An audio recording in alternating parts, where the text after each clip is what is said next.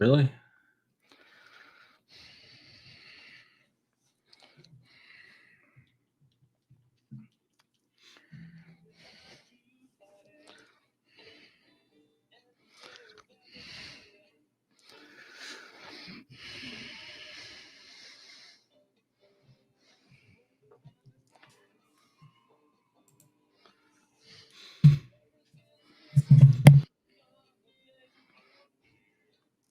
A bear.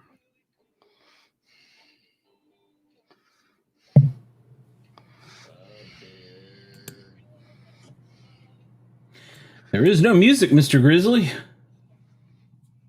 Are you serious? I'm serious. There is no music, and we are live, coast to coast and around the nation. My producer has failed me. How could I have my starting beer? Great way to start the show. I have no idea. That is wild. Well, I'm here sitting here listening to music. Didn't you hear the music earlier? We're hearing you. No, we heard you singing. So wow. It wasn't very good either. So I'm sure all 25 people just dropped off. So all right, let's try this again. Now can you hear it? No. Yeah, exactly. Where's the music? See, the fans demand it. The fans demand to have a producer that knows what he's doing. So can you hear anything now? 1, 2, 3, 4. Yeah, there we go. Okay, hold up. We got to start this over. I gotta have. Oh my God, redo. I gotta have. Yes, we gotta redo this, ladies and gentlemen. Oh my God. Okay, let's do this again. All right. Here we go. We like to party every day of every year. Since I was 15, and still every 100 years. Cause ever since then I've been hooked on the taste of beer. Think we're really cool. I think in your mixing, you need to turn the volume up and your mic down. Girls all around. Whoa, look what we just found. Oh, you can keep turning yourself way down. I can do this all by myself. You just push buttons. Really cold as last feeling taste, but we got beer. Beer. Was a girl from Spain, and Lolita was her name. Rita. Zipper got stuck. Whoa, was we're in luck. Big Al for the stop. Big Al. With the shot, we got beer. I'm glad for beer. I like a lot of beer. From the bottom to the top, I just can't. The music's just not as loud as normal. Because we did a hey, ho. 1, 2, There we go. 1, 2, 3, 4.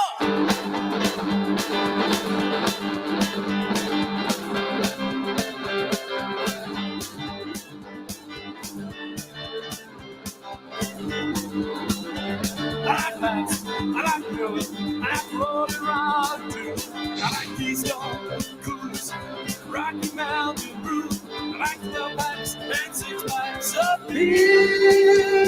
I like 12 packs and 6 packs of beer.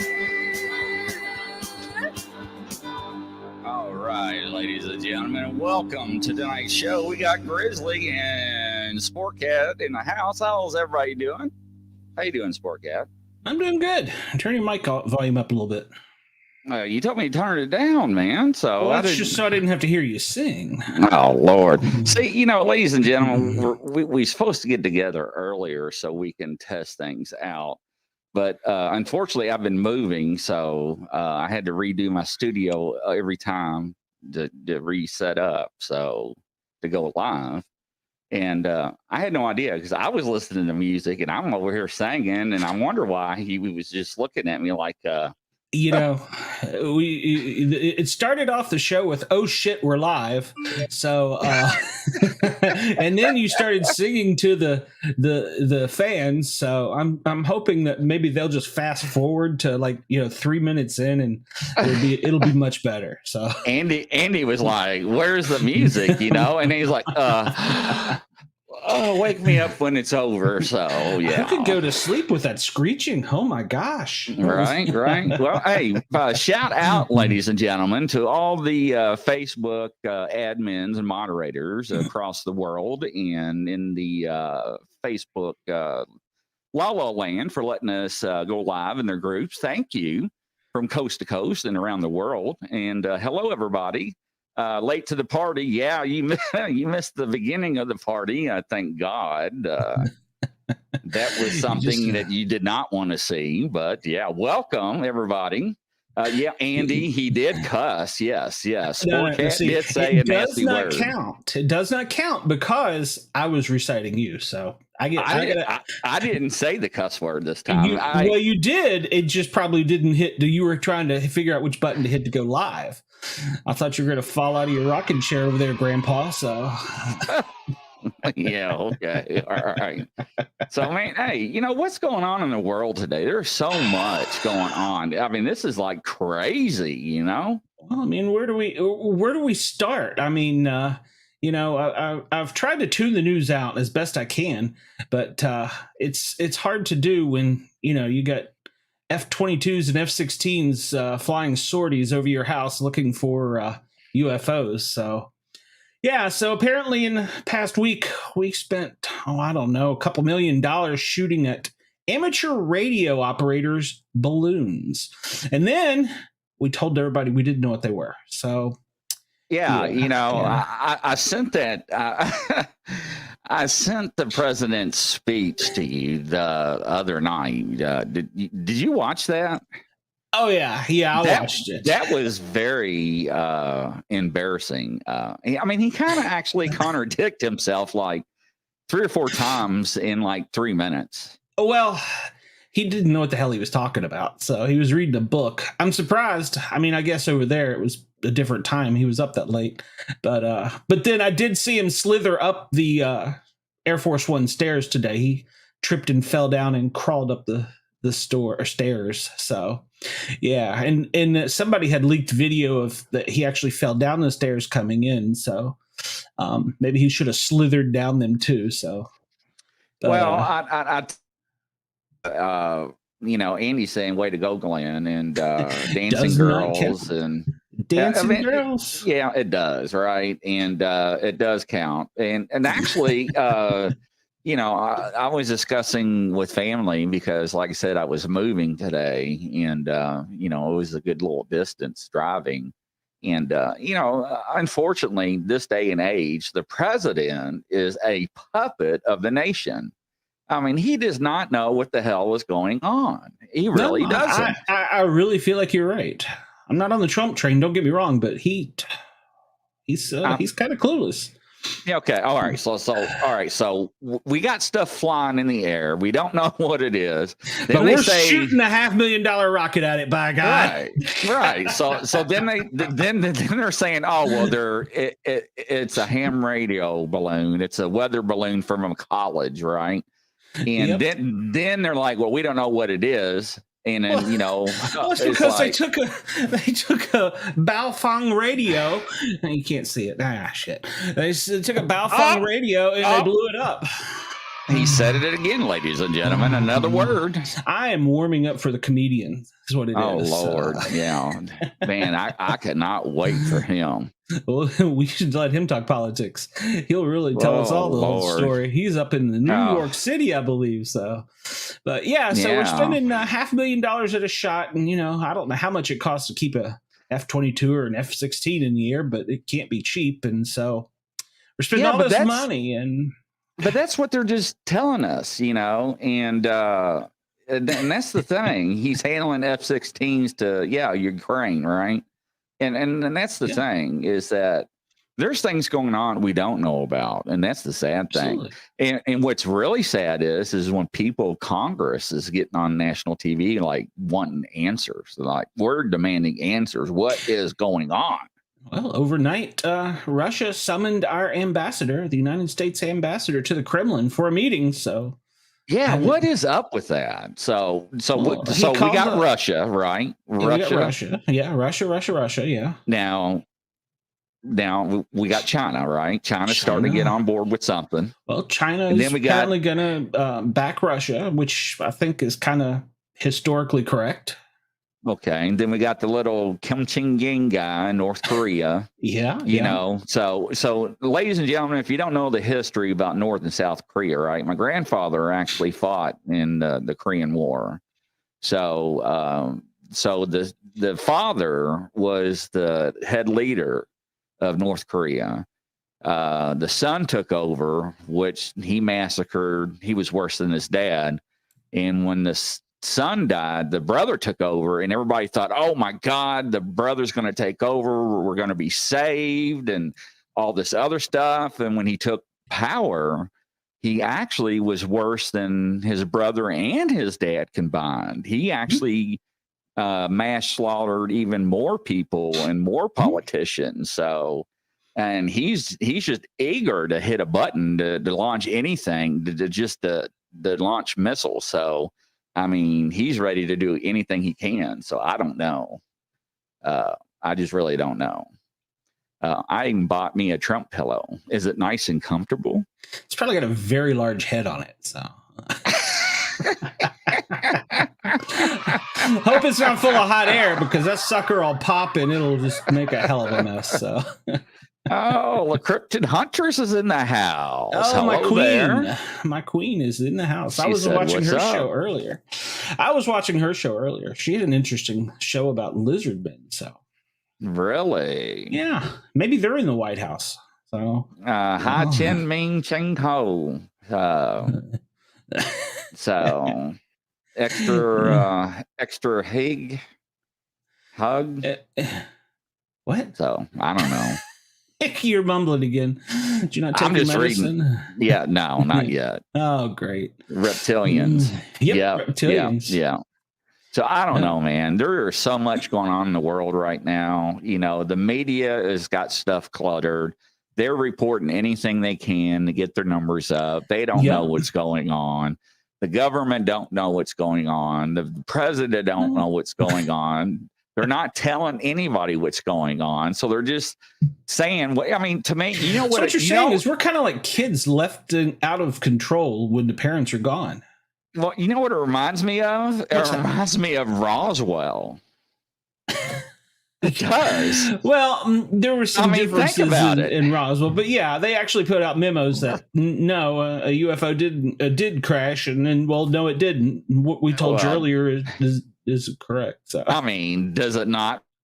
It is sounding like that. And I did see somebody posted video of them taking some type of large object out of Lake Huron, and then they said they couldn't find anything. But that could have been a video from a 1982 family vacation. You never know. So, but it did look like it was government vehicles surrounded a trailer with a flatbed with something under a tarp. But trust me, in 5 years we'll have new movies, right? Oh, speaking of movies, what about that train derailment in Ohio?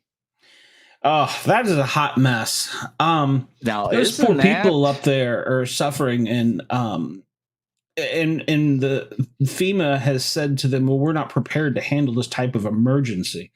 So I'm kind of curious as to what kind of emergency are you prepared to handle when in your actual title is the word emergency. So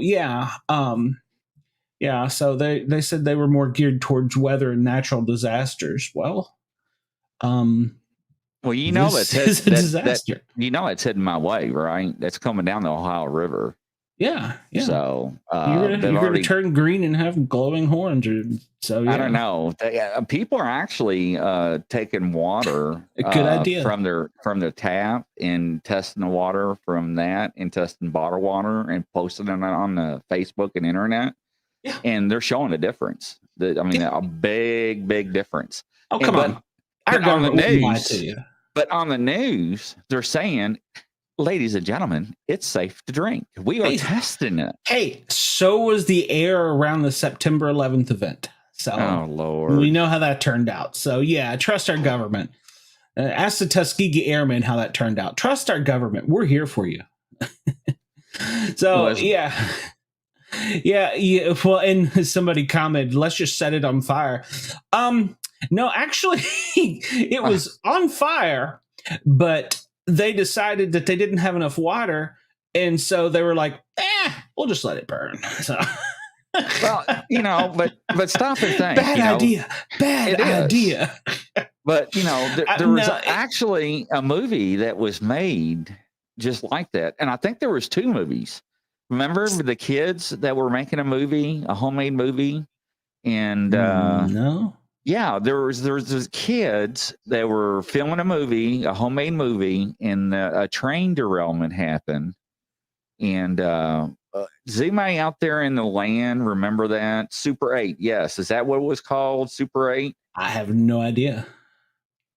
But yeah, the kids were making a movie, and there was another movie that they're comparing it to right now.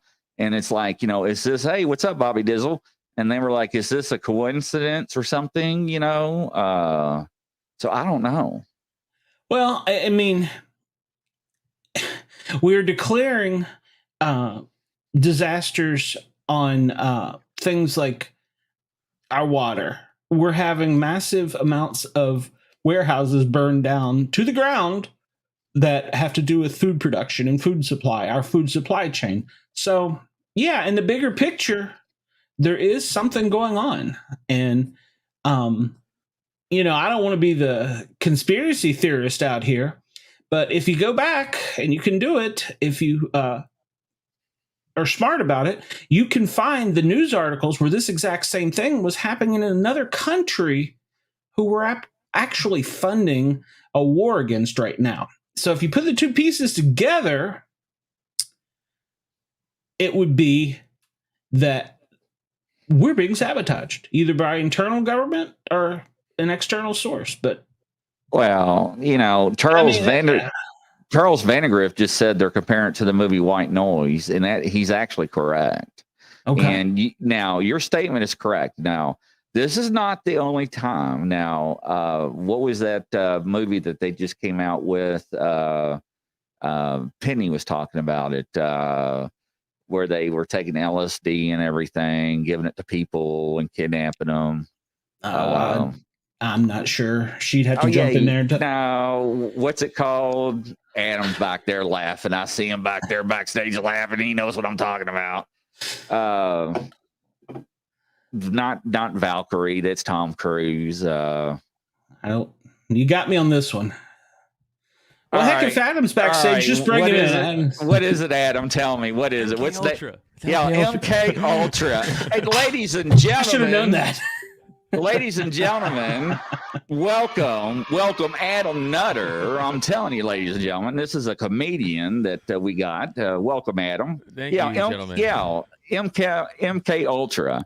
So not only that, the government did that, right? The government also gave Vietnam veterans LSD and drugs when they fought. They also put, what was it they put down in the subway in New York? Some kind of gas. Oh, and tested. Yes. So the government does. So the government does use us as guinea pigs. So yes, absolutely. Hey, look, Jason Bourne than me. Then as a guy who thinks the government should be dismantled tomorrow. So I agree. It's trash. Absolutely. Right. Absolutely. Yeah. So, I mean, I try not to get on the conspiracy train too hard, but man, they're making it so easy. Buddy, it's not a conspiracy when we're right about it all 3 months later or 3 years later. They did actually even write a comic book about the whole COVID thing back in like 2001. I mean, literally script for almost script. Predictive it was a comic programming. Book. Yep. And we're, we see that in our entertainment. We see that in. My God, he's going to make me dizzy doing this. We see I'm trying to get Adam Nutter big, but it's not working. Whoa. We're not past the. Well, yeah, we're almost close enough to the late hour. Yeah. I don't know. Watch your notes, Adam. So, but ladies and gentlemen, Sportcat's on a road tonight. I mean, we got to get him a swear jar or something. Nuts isn't a swear word. Yeah, right. Nuts isn't a swear word. If I could put money in the jar for that, man, I'm owe some money. Is that a beer you're drinking? No, it's a Mountain Dew. I decided I was going to get jacked up. A beer is healthier than Mountain Dew. I thought he was drinking a beer. I was like, it probably would have made me a little less nervous. So honestly, a beer is easier on your liver than a Mountain Dew is easier on your liver. Yeah, no, right. Correct. Isn't that the truth? Correct. Would you stop playing with this? I'm going to get dizzy and pass out between the heat and here. I'm just putting up comments. He likes it on the bottom. So, whoa, Adam! Damn, we got a stalker already. It takes me a while. I know it, ladies and gentlemen. We got another comedian in the house. Isn't that something? So. Yeah, so Adam, tell us about yourself. I mean, I'm really excited when I heard that you was coming on the show. I mean, welcome. Oh, thanks, man. I don't know. It's weird. I always feel like I'm always in kindergarten. I'm like, introduce us to the class. I'm like, hi, I'm Adam. I like walks and birds. No, I don't know. I'm a comic. I'm dumb. I care about politics. I'm a libertarian. I care about our freedom and our liberty. And yeah, I'm originally from New York. I live outside of Philly now. This hat I'm wearing is a Staten Island. It's where I'm from, Staten Island, New York. So it looks like Kentucky from my point of view. Yeah, they actually kind of do. Staten Island does like a smaller Kentucky. Actually, it looks like Kentucky got to an accent with a wall. Like just I think they're all educated up there. I don't. It's not. We're not. We're dumb Italians up in Staten Island. So yeah. Staten Island's full of dumb Italians and Irish. That's all it is. The moonshiners will get you in Kentucky. Oh Lord. So welcome. I'm glad we finally got to actually chat. So yeah, no, for sure. Probably should have tried it a little bit before, but oh well. Nah. We just roll with it, make it work off out. The cuff. It's like crowd work for me. I like to do crowd work for shows. It's always fun. Now, so ladies and gentlemen, when I was trying to figure out that movie, MK Ultra, he was backstage doing sign language and writing. I was like, so like my daughter was here. His Kentucky education didn't teach him that. Yeah. If my daughter was here, she knows sign language. She would be like, Dad, that's MK. So. Oh, I don't know if that was. I think I know this is E, I think. Yeah, right. This is A. I don't know. I think I know those two. That's it. L, O, probably. B, I would assume. I don't know. Got me. They didn't teach that in my GED class either. So. Oh, Lord. Oh, so yeah, Adam, we chatted briefly, and I said I was gonna, not try and bring up too much craziness, but we started off kind of on a roll there. So sometimes you got to roll with what you got. I agree. No, I heard you guys talk about aliens and stuff like that. By the way, I don't believe any of it. Well, I don't believe we shot aliens down, but no. I think the whole UFO thing is a psyop from the 40s. I don't believe any of the alien. Here's the thing. If space is what they say it is and it's infinite, could aliens exist? Sure, I guess, right? Yeah. Do I believe they're like coming down and abducting dumb kids from like Iowa and like killing cows? No, like I don't. Like I just don't. I think it's bullshit. And the fact that like if they think we did shoot down a real UFO, like again, so you're telling me like this advanced species could traverse the galaxy, travel infinite wherever faster than light and space and gravity, fight all that, but get shot down by something built in 2007 in like a factory in America, like some Sidewinder missile. Like, shut up! No, it can't. Like, I don't believe it. I just don't believe it. I agree. It would have to be one heck of a lucky shot. So yeah, I agree with you there. If there is anything out there and it did come in, first off, it'd look at us and go, "What the hell were we thinking?" And second off, we wouldn't have anything to compete. I mean, hey, I watch Independence Day. I saw what happened. Okay, I know what can and cannot happen, ladies and gentlemen. You just got to put a virus in it. We all know that. That's right. That's right. It's the uploading, it's the insertion that's the problem. Simple. I don't like the probing. One of the funniest things I've ever heard about Independence Day was from the great Patrice O'Neill, rest in peace, my favorite comic of all time. But he was talking about Independence Day and how bad the movie actually is, and when he breaks it down, he's right. But the one thing that always stuck out in my mind, he's like, the part where Jeff Goldblum and Will Smith dock in the alien ship, and they didn't recognize it was like human beings in a ship, like an old ship from the 40s. You know, he's like, that's like if a turtle drove a Ford Edsel in your driveway and you were like, yeah, it's normal. Like, and I'm like, dude, that's the best fucking analysis on that ever. Yeah. Absolutely. I agree. So dumb. And I hadn't thought about that until you brought it up. Yeah, well, I mean, again, not my thought. I want to break that clear. It just Patrice O'Neill, but it has to be said every time I hear that Independence Day thing. I got to bring this up. Exactly. It's so true. It's good trivia, and yeah, you're right. I wouldn't have thought of that either. But yeah, yeah. I was trying. I like your comparison about the turtle driving, or his comparison about that. Yeah, but yeah, I don't. If there are out there, which I mean, I could flip a coin either way. I mean, I'd have to probably see one. Of course, it's like Bigfoot too. You kind of are they really out there? I believe in Bigfoot way more than I believe in aliens. I'm with you there. Yeah. I've personally seen Bigfoot, so I mean, we didn't check hands. There you go. I mean, and like, here's the thing. Like, I was on the podcast before with my buddy, and it was a little more serious. But like, I was just talking about like, also like if you're a believer in God and any God, like I pretty sure that negates aliens right away for you, because like every God right away is like you were made in my image. Like every single one of them says that, or like a version of that or something like that. No mainstream God is like, by the way, also aliens are out there. Like, so it's just that's a little tidbit knowledge for anybody out there. If you're a believer, and I agree with you there too. So, and if they were to be proven to exist, it would shatter Christianity. But here's the thing: like, I don't believe them. Like, if they were to show me, I don't believe it. They were to march one out and go, "Hey!" Yeah, no. Ever hear of Project Bluebeam? Yes. There you go. Oh, absolutely. Yeah. There you go. I don't believe it. I think all of it is a. This is where I get like my political part, and I start to get like, so I'm so black pilled from like everything, and I'm like, everything's fucking corrupt, and we're just dead, and like it doesn't matter what we do. That's like the point I'm at sometimes, but like I feel like it's all just like a way for you to like dismantle religion and the family structure, the UFO thing. I believe that. I think it's like that's why I say it's a psyop, because government doesn't like competition of authority. Exactly. Yep. So and what's a bigger authority where your God is? Because more religious people go to their God than religion than government. Yeah, and they don't like that. So I think this is a part of a long played out psyop from the 40s. Is what I think. Yeah, absolutely. God, country, family. I mean, it's been instilled in us. Exactly.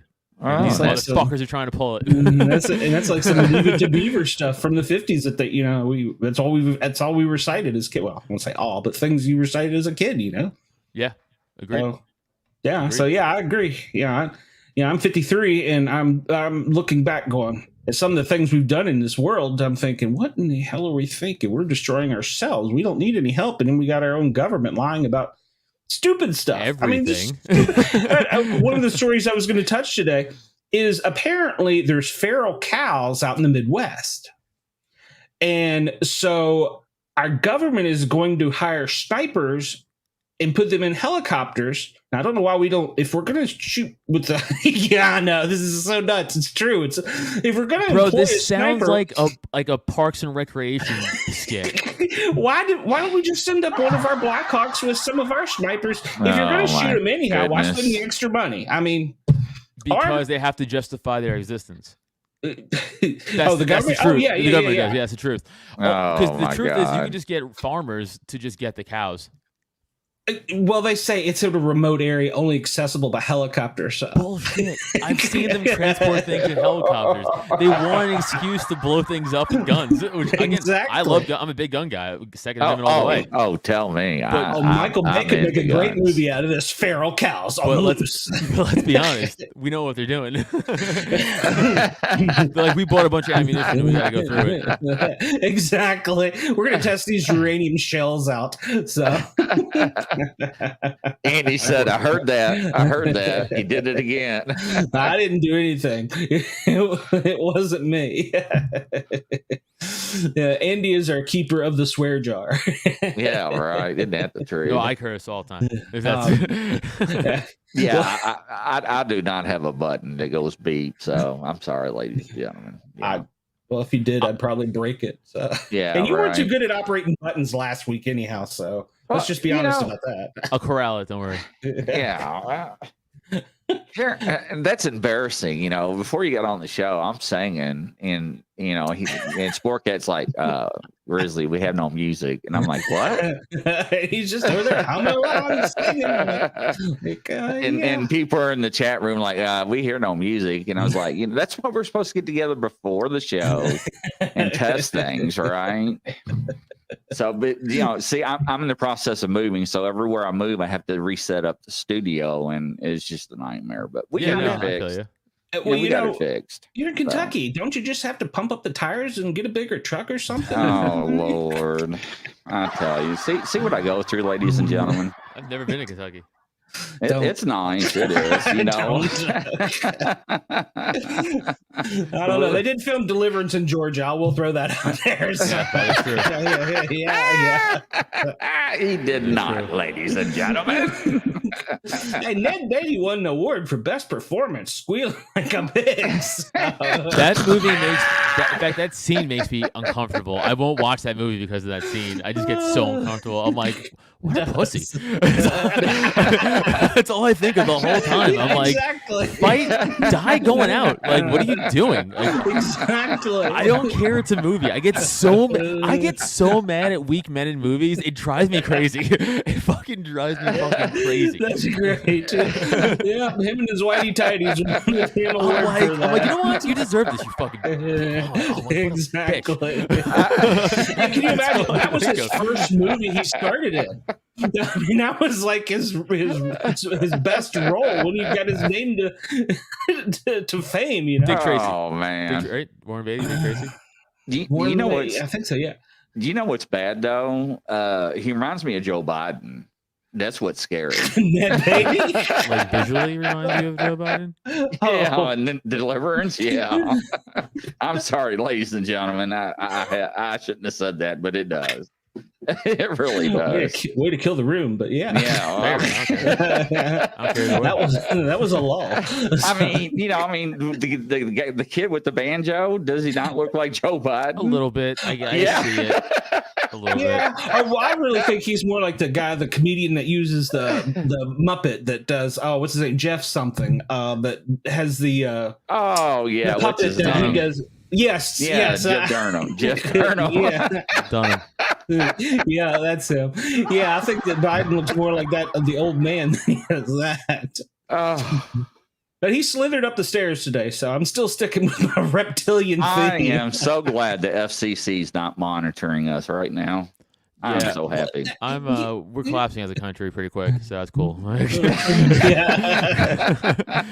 going down in flames. We can't stop it. No one stops it. Doesn't matter. Exactly. I hear the Titanic flutes playing, ladies and gentlemen. So just bear with us. Buy Bitcoin and gold, everybody. Yeah. Isn't that honestly, because cash is nothing. It's backed by nothing. Bitcoin and an EMP might be trouble though. So. Buy gold, everybody. Yeah, exactly. I know, right? Get lots of gold. Gold and silver for the win. It is. That is actually the truth, ladies and gentlemen. He's speaking the truth. I mean, I never forget when gold doubled. I was shocked. Yeah. I was like, "Are you serious?" I have like every form of currency you could have, just in case. I have like gold, silver, Bitcoin, cash. Well, after talking to you about comic books the other day, it reminded me of the movie with the Hitman where he paid the guys in like rare comics and art and. So I have a crazy comic book collection. It's it's graded CGC. If anybody nerds out there know what that is, it's like the official grading company for comic books, pretty much. There's another company, but that's trash, and you shouldn't go to it. And I won't even mention it. Go to CGC. So go to CGC to grade your comic books. But I have like a $30,000 CGC collection, like comic book collection. Whoa! Now I want to make this very clear. I did not spend $30,000 in this collection. These are my dad is the one who got me into comic books as a kid. Okay, my dad has been collecting since the 80s. Wow. Got me into it since I'm 36. He got me into it in the early 90s. So I've been buying comics with my dad ever since. He's been doing it since the 80s. I've been doing it since the 90s, and then I continued. He stopped as he got older. I also kind of stopped now. Now I just go for gems and stuff I want, and I'll try to see stuff I can flip. But right. So we had boxes and boxes of comic books, and I'm like an actual. I was into comic books before that was cool. Like now it's cool, and it sucks now. By the way, I was into it when I got beat up for it. Like it was like I like Spider-Man. They're like gay punch. Like that's what it was. Yeah. Now it's like Spider-Man's cool. I'm like, I earned that.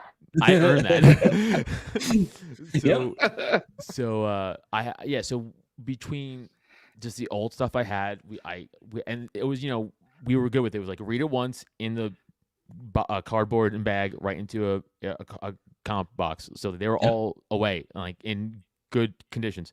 So I went through all the stuff, and I know what I'm looking for because I'm a real nerd. And I was like, all right, this is what we need. This is what we need. And it took me like years overall to acquire all this, but like I finally got to the point now where we're pretty done, and it's about over 30,000, and like I have some gems. That's great. Wow. Yeah, That's I mean, great. first Deadpool, first Gambit. I have a lot of first appearances of a lot of things. First Hobgoblin, Oh, second ever nice. Rhino, second ever Oh. Riddler, first Bane, first Winter Soldier. I mean, I have a lot of key issues, a lot. Wow. Like, it's wild the amount of things I have. So which superhero is your favorite? Spider-Man. I have a. You can't see, but I'm not done with the tattoos. But I'm working on a half a sleeve on my leg from my knee down of Spider-Man stuff. So it's like Spider-Man, Doctor Doom right now, Carnage, Venom, Green Goblin.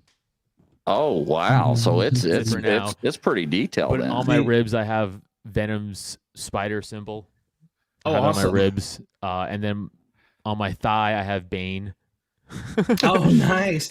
And then this whole arm is cartoon themed from the 90s because I'm a 90s kid. So it's like actually not Animaniacs. Like, I should get them. No, like Dexter's Lab, Rugrats, The Tick, Freakazoid, like all the Rugrats. all That that, brings like, back some memories. Cat Dog, Rocko's Modern Life, Oh, yeah. Courage. I have all that shit on my arm. Yeah, and I have some Joker tattoo. I have a Joker tattoo in here. It's right here. Nice. So I do have a lot of stuff. I'm not done. I'm just over getting tattooed. I have so many tattoos. I have 2 arm sleeves full of tattoos. So it's like, and my back and my ribs and my leg, and I'm like, I'm good. You know, it's just a lot. Was you ever into Johnny Bravo? Hello. I have a. I knew it. I knew he had a Johnny I love Bravo. it. I love I it. knew it. Hello, Well, Johnny He's right Bravo. there. He's right there. The guy My that bicep. sings our intro song, the Johnnies, Al, the lead singer, he looks identical to Johnny Bravo. It's awesome. And No we way. We No worked in way. dispatch together for Halloween. He would come in just like that, and we were That's like, "Oh God." That's awesome. Yeah, no, he's on my bicep. I got him on the bicep for it's a because he always used to flex. And I was like, that's funny. He's on my bicep, like, right in front of right. my bicep.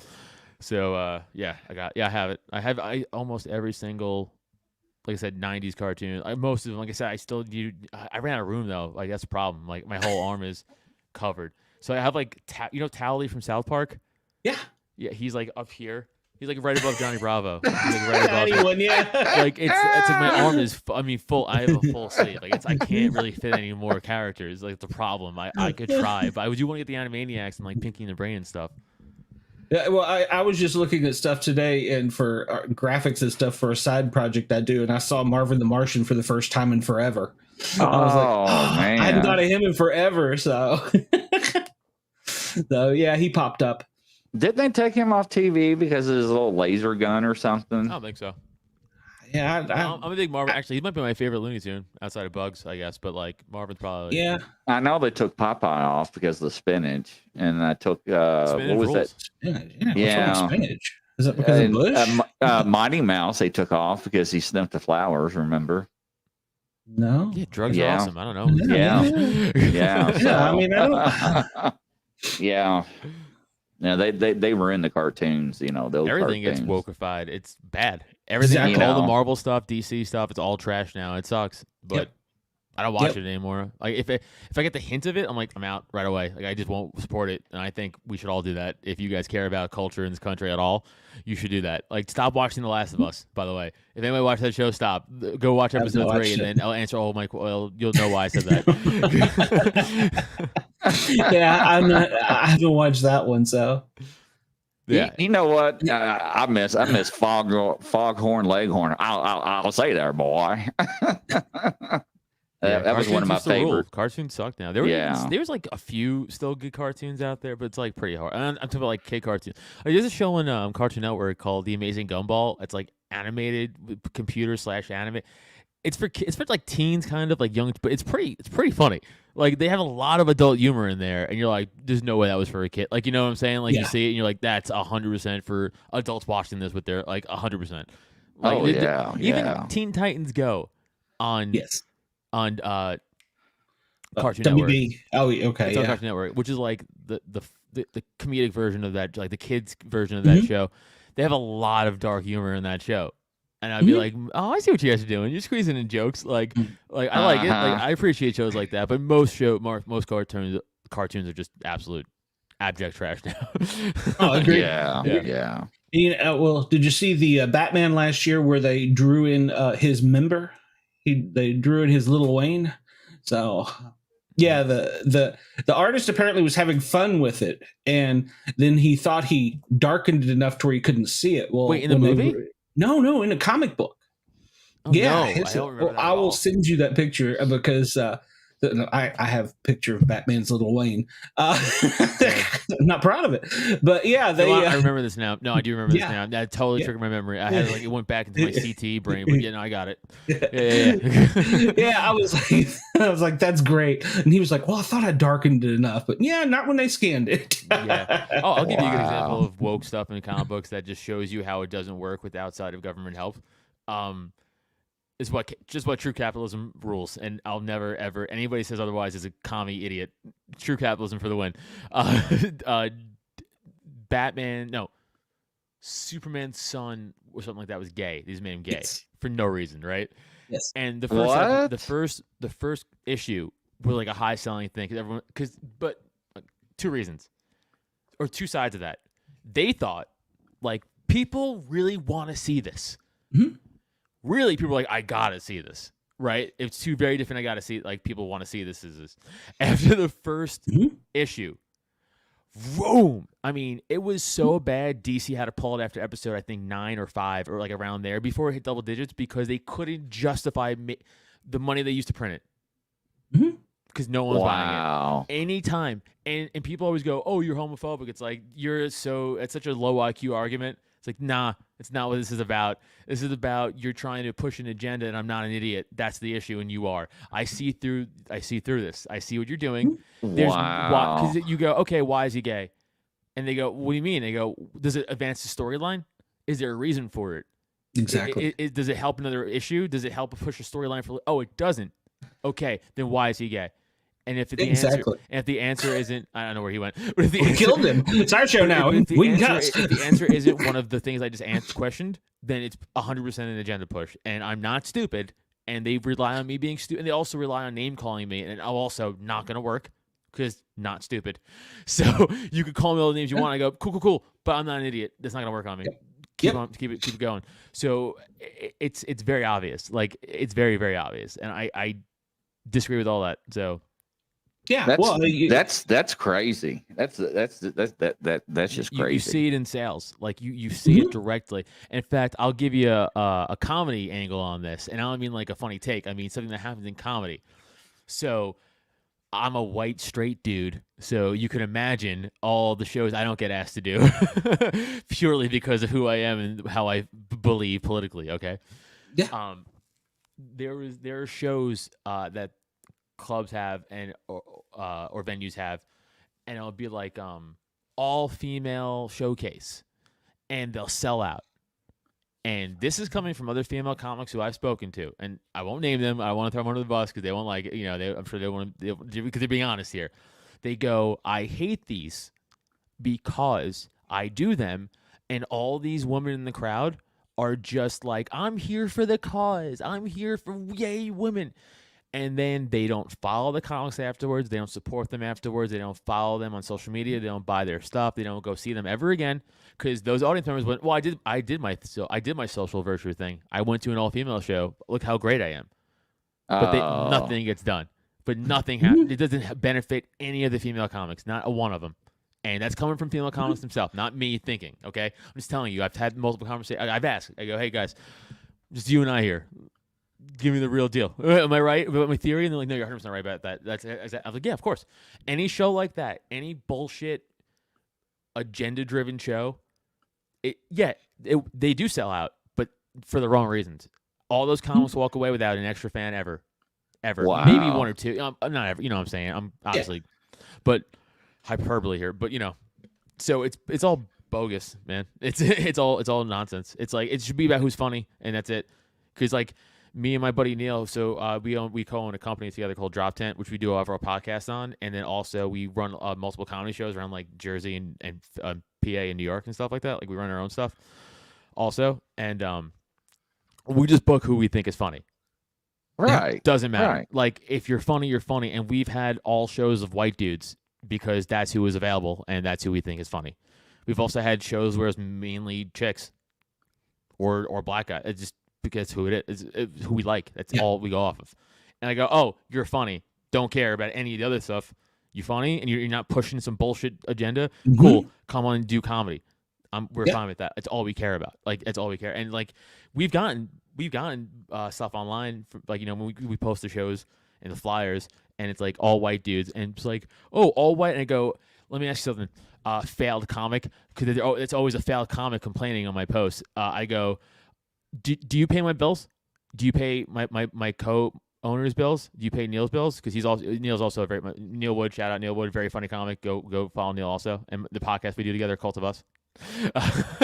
Go follow that. But I'll be like, do you pay Neil's bills? Oh, okay. So do you book us also? Do you run our stuff? Oh, you don't? Then shut your mouth. Mm-hmm. I don't. Your opinion means nothing to me. Absolutely nothing. Take a seat. Like, take a hike. I don't give a shit. So we book who we think is funny, and we pay all of our. That's the other thing too. We pay all of our comics who we actually book. All these super left leaning comics who run shows, they pay themselves. Ask the comics, they get paid. Oh wow, that's dirty. That is dirty. Communism. Wow. Yeah. For the win. Yeah, well, that's what they are. They're all Brooklynite commies. That's what they are. And they're all champagne commies. It's liberals is really what they are, right? So like, they don't understand. And they're the most racist people on the planet. All of them. Mm-hmm. All these liberals are the most racist, degenerate scumbags I truly know. All of them. And they all do the same. My buddy, who I won't even mention his name, he was a comic, had to sue this place in Philly called Good Comedy Theater because they didn't pay him what he was worth. Wow. And that was the same comedy theater. You guys know Shane Gillis, obviously? Yeah. Okay. That was a comedy theater along with that scumbag comedy blogger came after Shane to take him down from the SNL gig. It was that comedy theater. And then they got run out of business because they weren't paying all the black performers they hired to do comedy for them because, you know, they care about race so much. Yeah. You know, this is what I always said, you know, especially with jobs, you know, take off the age, the race, the gender, all that stuff. Put your credentials on there and your work history, and let's go by that, right? That's what counts. To me, that's what counts. Yeah, but no, like it's and for anybody doubting me, go on Drop Tent social medias, and we do. Drop Tent just posts all the shows. That's pretty much what the account does. Is post all the shows we have. Go look at all the flyers of our shows. It's everybody, and they're all funny. They're all funny. We don't care, but I guarantee they're funny, and I guarantee you'll laugh at least one of them. That's great. It's everybody. Yeah. Well, you're paying all that money to come out for a good time. You want to enjoy it. Yeah, and exactly. I don't even care if they're you can tell the Trump jokes, you can tell the Biden jokes. I don't care. Is it funny? Exactly. And of course, wasn't it Kevin Hart that said that, you know, comedy was dead after I think what was it, Obama? You know, you can't make fun of people. He's like, what is that? You know, why can't you make fun of people? That's ridiculous. So it's like you're gonna hurt somebody's feelings. Oh, so dude, oh God, remember Chris Rock? Oof. Oh, he turned. No, he's liberal trash now too. Like all these guys, man. Like, and by the way, there's so many comics that you guys know of who are more centered to right leaning, and they just don't ever talk about it. Probably afraid to. Yeah, no, they are. They lose their jobs. No, straight up, they are. I'm telling you for a fact because I talk to them. I know them. I'm also in the New York comedy scene. I'm in the Philly scene. Those are my two main scenes because I'm from New York, so I started there. I moved outside of Philly, so I do comedy here a lot. I'm in New York and Philly a lot. I talk to everybody. I'm telling you.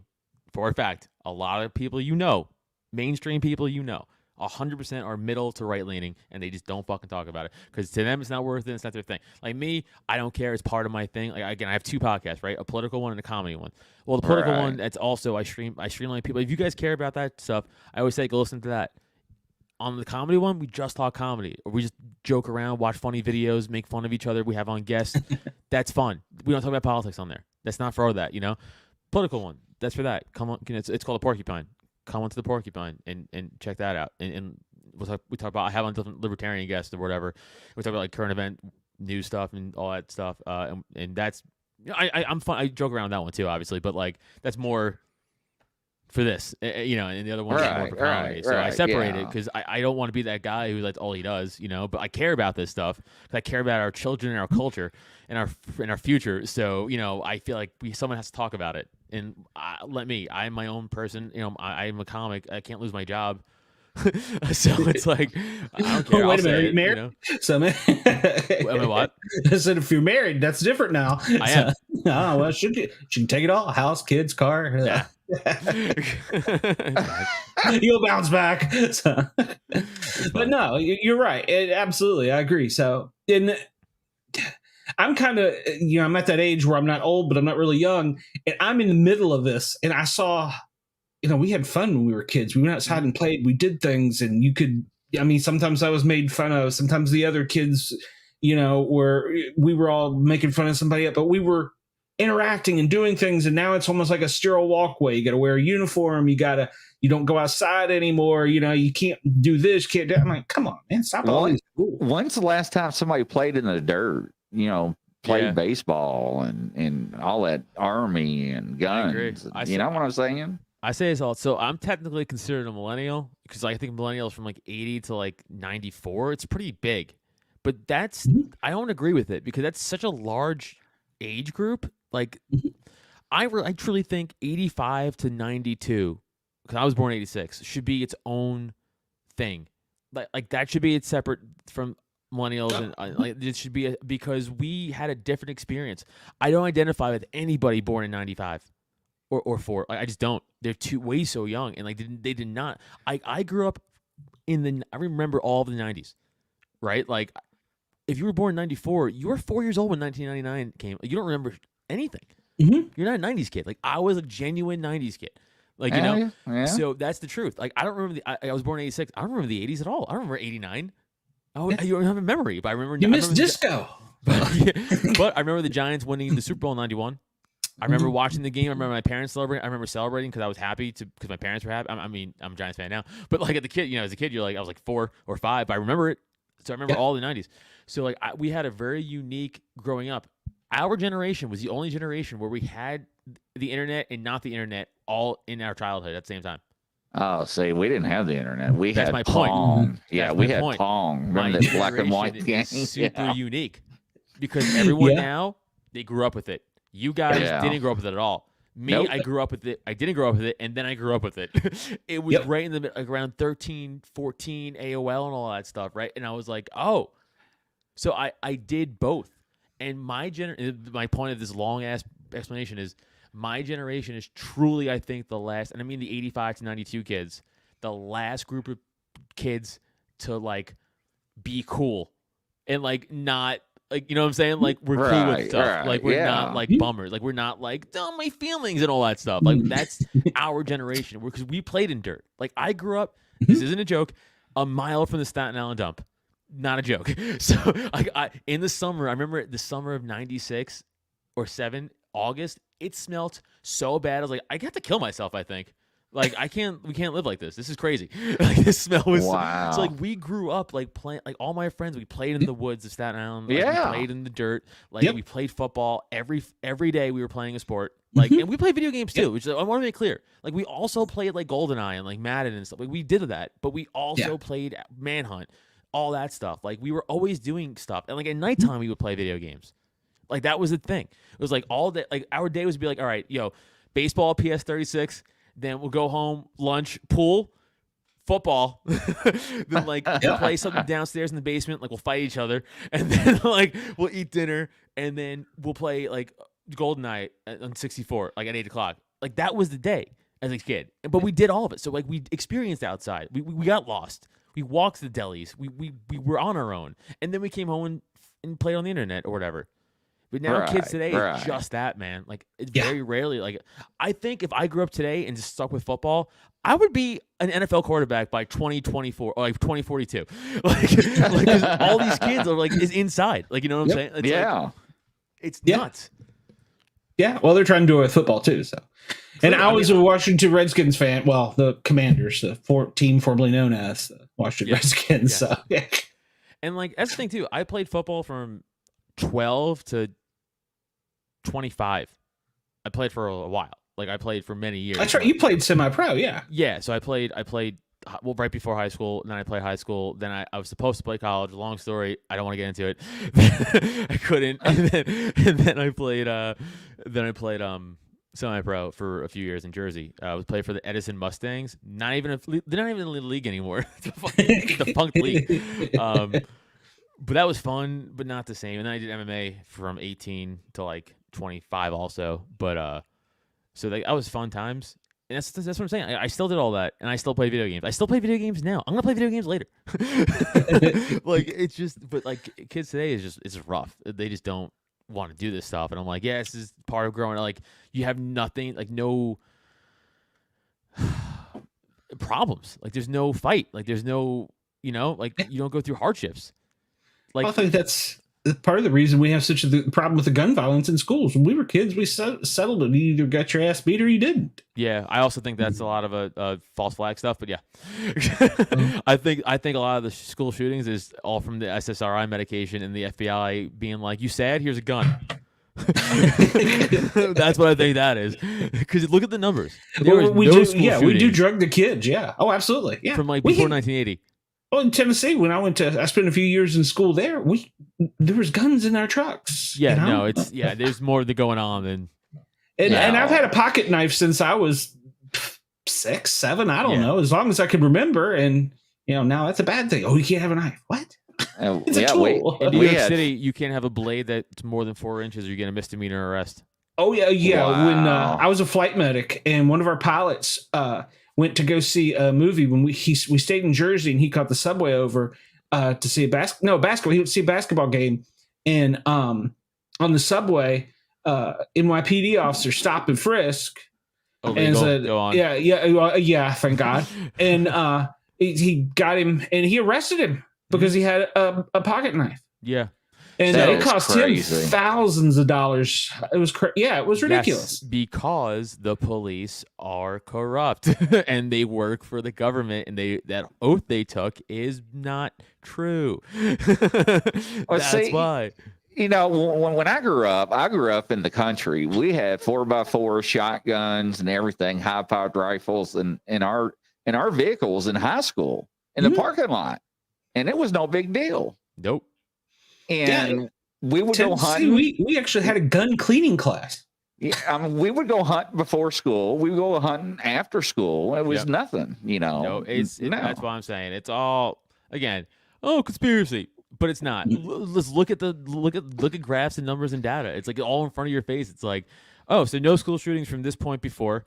Then all of a sudden we introduce all these mind-altering medication to young children that we don't really know the full testing for. And then also the FBI is also corrupt. And they'll be like, you're sad? Like I said before, oh, you ever think about shooting some stuff? it's like the FBI has never has once stopped anything they weren't involved in. Let's put it that way. Like anytime the FBI is like, we got him, and it's always because you were the ones who started it. That's why, right? Like the Governor Whitmer kidnapping case. Oh, two out of 12 of them. So 10 out of 12 of them were FBI informants. What? Yeah. None of it makes sense. Like none of it adds up, right? It's like you're just setting people up, is what you're doing, and being like, look what we did. We stopped it. No, you didn't stop shit. You set it up, is what you did. Wow. Yeah, you were in the middle of it. Yeah, exactly. Yeah. You were in the middle of it. Yeah, that's all it is. No, the FBI, all 3-letter agencies are corrupt and need to go. The ATF, number 1. Gotta go. Yes, totally agree with that one. I totally agree. All of them. They're all garbage. All of them are corrupt and just beyond recognition, dude. They have always been. Sorry, like J. Edgar Hoover was always corrupt. Sorry to burst bubbles. Anybody thinks that, like the FBI is a decent organization. Again, read a book. Read one history book about it, and you'd be like, "Oh, this is all garbage all the time." Okay, it's like, yeah, man, it's always not good. Like the government doesn't have your interest at heart. Like, never.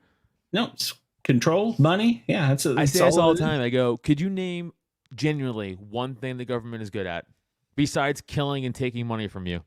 Blowing shit up, right? But that counts as killing. Sometimes wars, the post office. They're not, though, but they have already been proven that's not the best right?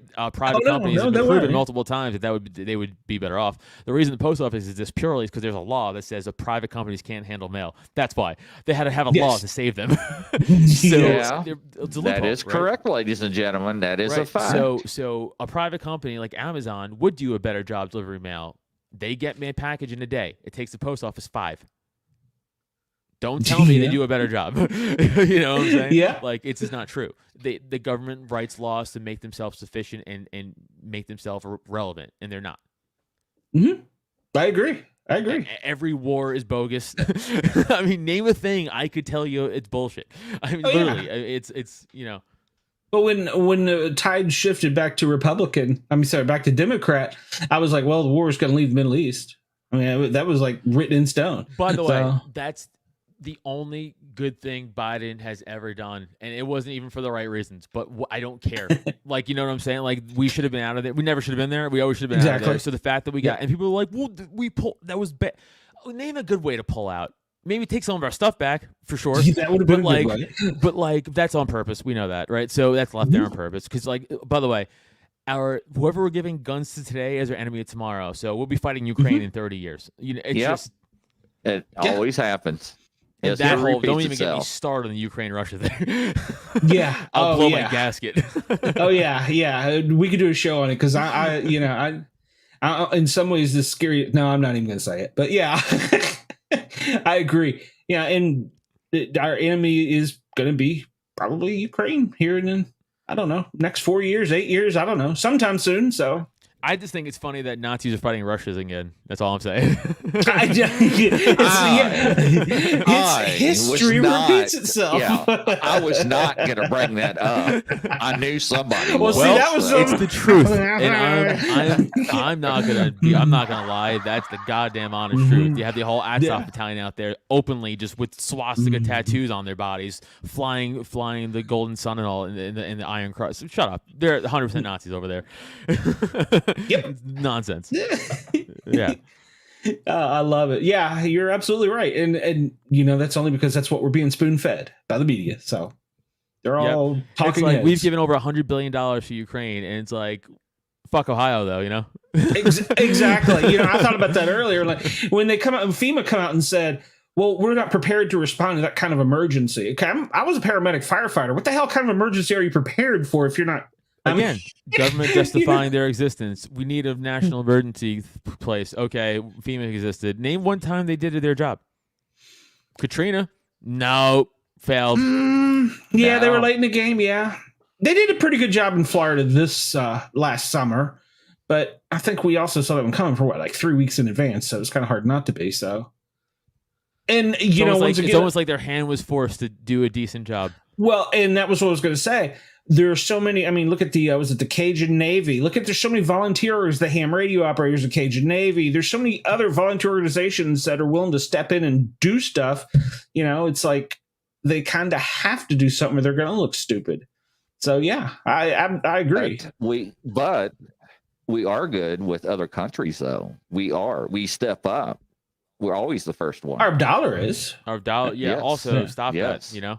Yeah, I'd rather have the dollar here. It's in the shitter. Yeah, and all foreign aid. It's ridiculous. It's like the fact that I'm a true believer of America first. I really don't care about what we were our most profitable. Again, people don't know history. If anybody, Woodrow Wilson was the worst president we've ever had. It's not even close. Mm-hmm. It's Woodrow Wilson #1, hands down, and then it's like FDR and like others. But he was one. Here's why he's one. So if you look at a chart of American prosperity and GDP growth and all that stuff before pre-1917, it's like tick tick tick, like we're crushing it. Look at how good we are. And then that guy comes to the office and it's like immediate. Look at graphs. It's immediate, and I'll tell you why. He comes in and he's like, we need all of a sudden, we need a Federal Reserve, we need an income tax, and we need to start a war. We need to get involved in World War I. And we went, why? And we went, because. So obviously income tax hurts the poor, the middle class the most. Federal Reserve just prints money backed by nothing, causes inflation. They're trying to start a one bank, a digital bank now too, which is scary.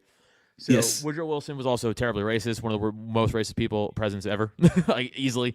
They actually in Princeton they just took down a thing in his name because they couldn't deny it anymore because of how badly racist Woodrow. But lefties will hold him up to as a god. I did a whole episode on Woodrow Wilson on the Porcupine. I had my buddy C.J. Kilmer come on, and he's like a expert in shitting on Woodrow Wilson. Like he did a 10-part series on it. So I had him come on just for one episode and give me like the hard-hitting facts on Woodrow Wilson and why he was such trash. Another fun thing, he hired when he was a governor of New Jersey, he decided to implement a eugenics program to kill off mentally challenged people. And guess who he hired? Now it didn't go through. Wow. It didn't go thank through. God. Yeah. I didn't know that. Yeah, I didn't know that either. But guess who he hired to run it? The same guy Hitler to run his thing a few years later. Wow, what a surprise! So yeah, no, wow. The guy's an absolute monster, and he single-handedly started taking the country down. And then FDR suspended the gold standard. No, I'm sorry. Teddy Roosevelt first kind of lowered the gold standard.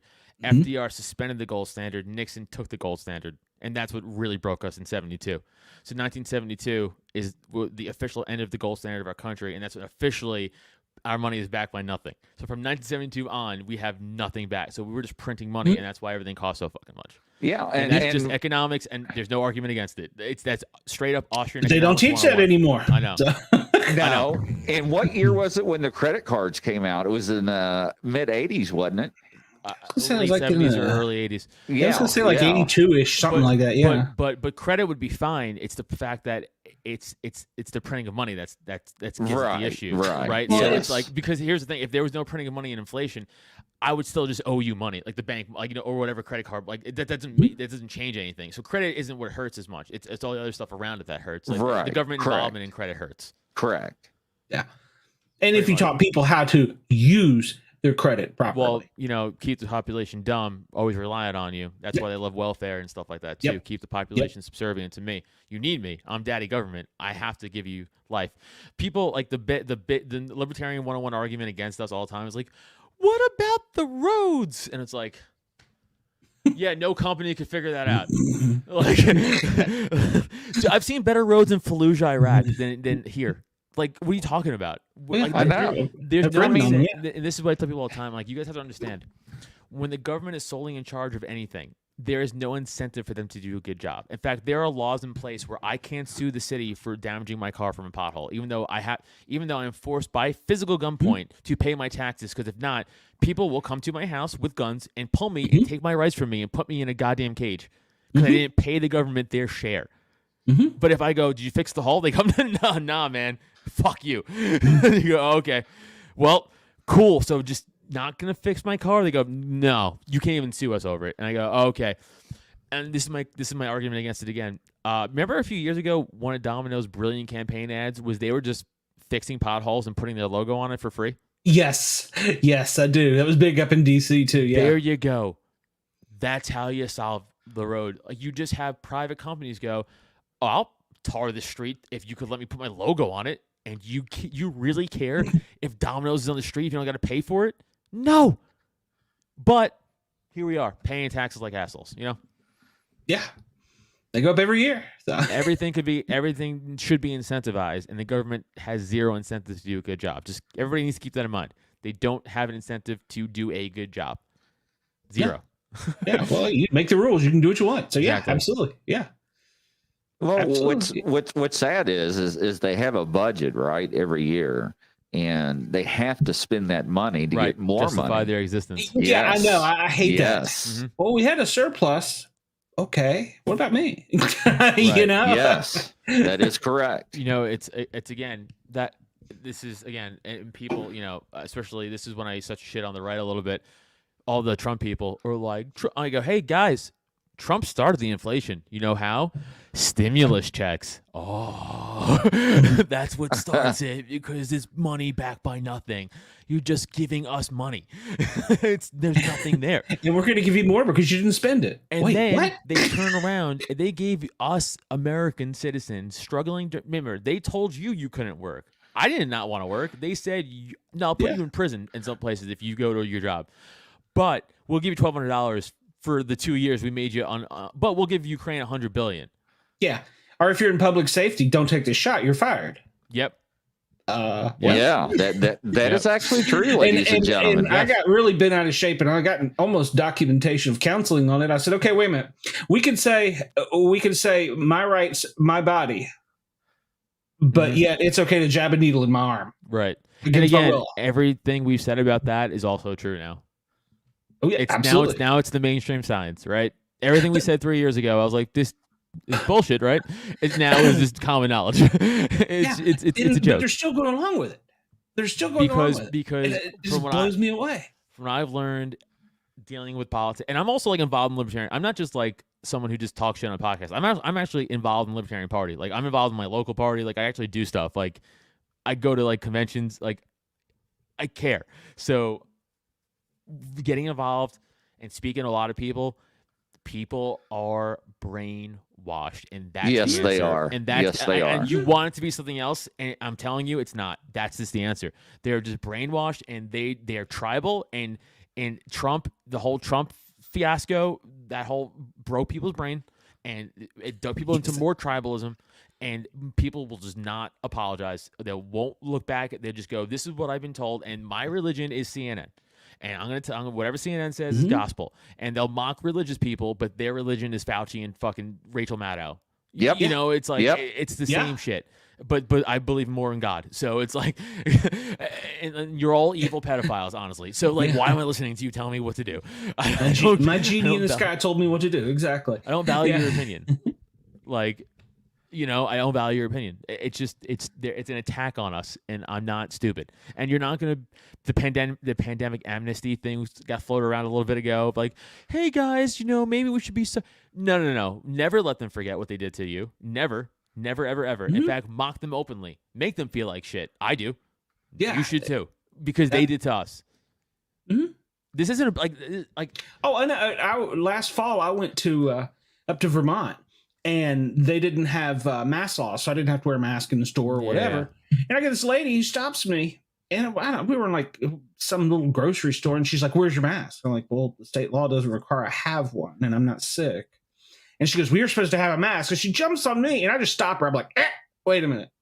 I was like, "I respect that you want to wear masks for your health, but A, I don't have to, and B, did you smell that chicken from the deli over there?" "Oh, you did?" "Well, I happen to be a hazardous materials technician and can explain to you the particle from the disease is much smaller than that fart you just smelled when I heard your shit coming." Right. I said, so I go away. You know, I say this all the time. I was having a conversation with a common friend of mine who's a little left leaning, you know, and talking about mask stuff. And I was like, "Bud," I was like, "I could vape through my mask." Exactly. And he goes, "Okay." And I go, "Okay. So we could agree I could vape through my mask, right?" He's like, "Yeah." I go, "Okay. Would you agree that a virus's particles are much smaller than vape particles from my weed pen?" He's that like, is "Yeah." correct. I go, "Right. Now, if they're smaller and I could vape through my mask, which we established already, do you think that's going to stop those microscopic?" He's like, "Well, the CDC says." I go, "Okay, see, this is what we get to." There you go. And then I go, "So they don't want to think. They don't want to think with their own rational brain knowledge, any life. Yep. Like everything that we grew up ever understanding and knowing, all of a sudden the last 4 years, they're like, no, that's not real now." And people went, oh, "Okay, are you guys just what? Do you not have life experiences?" And go, "Wait, hold on though, because I went 35 years with that being a thing, and now you're telling me it's not a whatever we're talking about, you know?" And it's like. You're like, no. You're not gonna psyop me into believing this bullshit. Like, I'm smarter than this. Like, there's no way. Exactly. Well, we had one of the officers tell us that we could use the mask, but there weren't enough of them because the government didn't issue enough of them for us to wear on the streets. So at the end of the night, we were going to put it in a paper bag, or at the end of our shift, spray a squirt of Lysol in there, and then wear it again 48 hours later. And I was like, "Oh, do you want me to start the lawsuit now or later?" So first off, brown bag, bad idea. Yeah, and I just started going through, and it wasn't, I don't know, 2 hours later, he come back around and he says, "Yeah, we're not going to do that." Yeah. I was like, "Why? Did you do something called research on it?" So fun fact, government, remember when there was a mask shortage, like the N93? Yep. So the reason that was a shortage, not because COVID had everybody started buying these. Well, obviously that's what caused it, but the reason there was a shortage ever to begin with, because the government, in their almightiness, decides who is allowed and not to make certain products. Yes, That is and correct. they only approve a certain amount of companies to make those type of masks and above. Instead of, again, like we talked about, free market, anyone should be able to make what they want and be able to sell it if they could. And they said, no. Crisis. They went, okay, we're going to lift that law temporarily. Too late, because now you need it, and now it's too late. So, and you knew that. You 100% knew that. And you waited purposely 2 years into it to lift a law. It's all it's undone. It's all on purpose. But that's why there was, because if there wasn't a shortage, more companies for sure would have made those masks just because they sell. Not knowing a virus is coming, just because they sell on the reg anyway for construction and stuff, right? So, but we can't. Sorry. So only 4 companies can. Well, yeah, 4 companies can't produce a kabillion masks. Like, obviously. So, there's going to be a supply and demand issue. But done on purpose. I truly believe in my heart of hearts. So, Yeah, 'cause we had actually whiskey companies here making hand sanitizer. Yeah. Yeah, a lot of companies did that. Yeah. Yeah. But they were allowed to. Yeah, There was never a law that says you couldn't. That's why. Yeah, they lessened the law or whatever it was. Yeah, because I remember in Atlanta, Atlanta had just gotten a few distillers, and they were like, "Oh, we're going to do that." So, yeah, no, it's men's competing in women's sports. Well, I mean, I think we all know how I'm going to answer that question. I see the hard left turn. Like, no, I think it's good. Wait, where'd he go? No, what do you think? Of course, what do you think I'm going to say? It's like, it's disgusting. It's like, it's an embarrassment, and it's an attack on women. Yeah. You know what I mean when I say that? Oh yeah, absolutely. And they will win Women of the Year awards in sports, and I don't understand that. You fought so hard for your rights, the suffrage and everything, and then you want to just say, "Oh no, it's okay for him." No, it's an embarrassment. Well, that's a wrong pronoun, but yeah. So so women. This is another very fun fact that I love to tell people, and I think you guys will get a kick out of this. Women vote more than men, about 55 to 45%. Is like the split for voting, okay? The demographic single white woman vote in the most. What would you guys guess is? Like what political party do they vote for the most? Oh, party? Yeah, sorry. Democrat. That demographic of single white women. Democrat.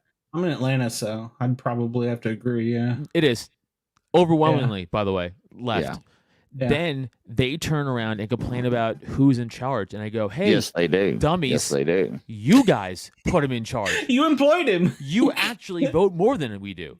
You did this. So all these women who are like pro or against abortion, whatever, it's like you guys are voting these people in. Honestly, it's actually coming down to you guys single-handedly ruining this. And my point is, single white women are ruining the country. But that's a different podcast for a different time.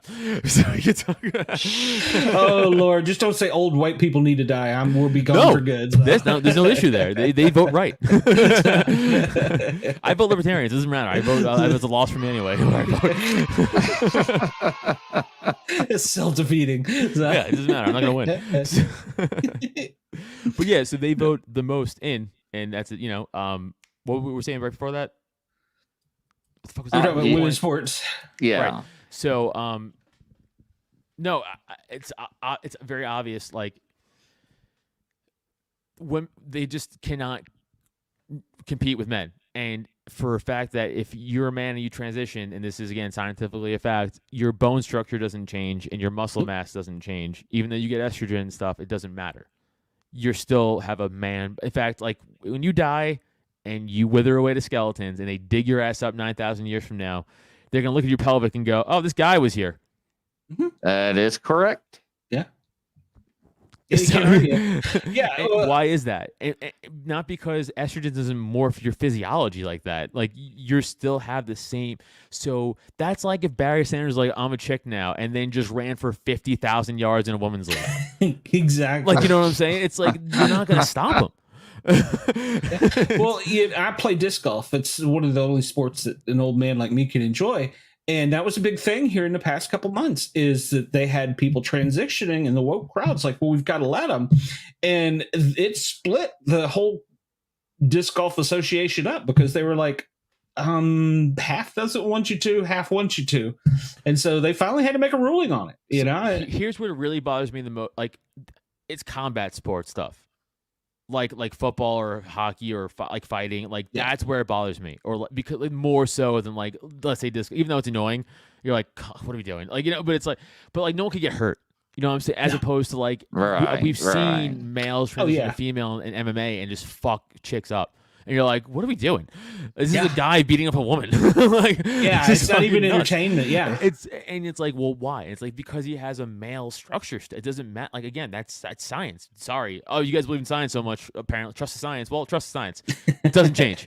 You know, you still have the structures and stuff. So it's like that's why I really care more so than the other things. The other things is like more of a like, oh, you're just beating out a chick now, like for her, like she worked her whole life for this, like some kid, and now she can't get it. So that's where I care equally, but for different reasons. You know what I'm saying? Like, sure. The combat thing, sports just is like, come on, you're actually hurting a woman. Like, you're actually hurting a chick now. It's like you're just beating her up or whatever, or like dunking on her. It's like, what are you doing? Hey, but on the same hand, I would not want to step in the ring with or the octagon with any of the MMAs. In fact, we're going to have an MMA on female on here soon. Miranda the Maverick, Miranda Maverick. She's going to be on in 3 weeks. I don't know. She's going to be on soon. 3 weeks, I think. Yeah. Yeah, she's like number 15 right now as far as the ranking. So, that's top 15. Flyweight, flyweight. I think I can't remember, but familiar. Yeah, you'd recognize her as soon as you saw her. Yeah. You know, and going back to the sports and things, you know, we can go back into the day in law enforcement where you had to be a certain height to be in law enforcement because of that reason. So, yeah, they had again, height, the any of that agenda, any of the ESG stuff that's out there right now, it's meant to bring down culture in our society. It's not effective, and again, true capitalism shows it doesn't work. It can only be supported by government and money. That's the only reason it's successful. It stays afloat, because true market would be like, we're good. We're going to pass on that. Yeah, exactly. Well, speaking of cop, I'm going to ask, in all your time with NYPD, what was the most interesting thing you did? Well, first I gotta preface with, people would be like, libertarian and you were a cop. Yes, I know. Let me tell the story. I started comedy at 18, did it for 2 years. I was doing it. My parents were supportive, but they were like, money though, you know? And I was like, all right, I'm not really making money, because you don't make money until like a while. You know, so like very rarely are you like a phenom in comedy and start making money. Like it takes, like, you bond for like 8 years until you get good. Like, this is what it is. So it's like, all right, yeah, money. And then growing up in Staten Island, it's a very conservative borough of New York City. It's a very city worker heavy borough. All your family members are cops, firemen, sanitation workers. Yep. No one talking to you about politics, and if they are, it's just like Republican leaning politics, more conservative leaning politics. Right. No one's talking to you about like the government's evil, police aren't good, your friends. No one's telling me about libertarian philosophy and Ron Paul and all this. You know, no, I didn't know this as a dumb kid. So I go, oh, my cousins are cops. They could be retired by 40. That's pretty cool. Like, I get a benefit. I get a pension. That's pretty cool. Like, I was just thinking like that. I wasn't thinking like any political, like none of it. I was a dumb kid. I was still mad I wasn't playing college football. Like, that's where I was at in my life. Like, I was failing in comedy at the time. Mad I wasn't playing football anymore. Like, broke. I'm like, I guess this. And like, they were desperate. They still desperate for cops, but they were desperate for cops back then. I got hired at $25,100 a year. Like nothing. It was $100 above the poverty limit, actually. Yeah. It was crazy. Absolutely crazy. And again, not knowing any of the things I know now about it, right? Just a dumb kid. And then I did like the idea of helping people, though. I was always a thing. And then I would say, as you get into the academy, and I'm like, I'm here to help people. They're like, you're not in the right position. You're not in this job. You're in the wrong job to help people. We don't do that here. Like, you're like, huh? And then like, as soon as you go to the academy and you get out there and you're like, oh, this is just a nightmare. Like, you help people, you get, it's like, I'm not kidding. It's like frowned down upon. Like, going out of your way to like help. It's like, they're like, what are you doing? You're like, helping. You're like, why? And you're like, oh, I guess right, I have to be a scumbag. I don't know. And like, people are scumbags too. I'm not saying like people aren't scumbags. Like, everyone's a scumbag. Like, it's just a nightmare gig, and it's not what I believe in now at all politically. I'm very opposed to the whole thing. I was in the middle of the stop and frisk thing, the Ray Kelly, Commissioner Kelly thing. Okay. Wow. I was forced by supervisors to do that. Straight up. Wow. And I still feel like shit to this day. Like, I'll never forgive myself for doing that. I should have just quit. but I was a dumb kid and I also had a kid and I was like, need money. but I don't forgive I will die not forgiving myself for that. And people are like, dude, you did what you did. You were forced. Like, I could have quit. I could have. I should have. But like, it was annoying. I hated it. I really hated it. And I was like, this isn't what we're like. This isn't what I thought we did. I thought we were like just actually cared about like theft and like violent crime, like things that matter, not like non-violent crime or victimless crimes. I don't care about that. And that's all they cared about. They all didn't care about victimless crimes and non-violent. I'm like, and then like you're like sergeants and like super, they force you to do, like they're like, no, you have to. And you're like, all right. So like a lot of times I worked midnights on Staten Island, and me and a few other guys, well, I will not say their names. Most of them are off the job now, but like we kind of police libertarian style. Right. Where we just kind of did what we thought we should do. Do the right thing. Yeah, so we actually went after like violent crime, because I think that should, even as a libertarian society, I think violent crime shouldn't, like, you shouldn't be able to take people's stuff. That's like, right, like libertarian 101 is like, don't hurt people, don't take their stuff, and that's, you know. So I don't think violent crime should. I don't think theft should be a thing. I don't care about drug use. That's you. Do you want to throw your life away with heroin? Dude, that's, I don't care. Like, you know, it's on your prerogative. I don't think you should go to jail for that.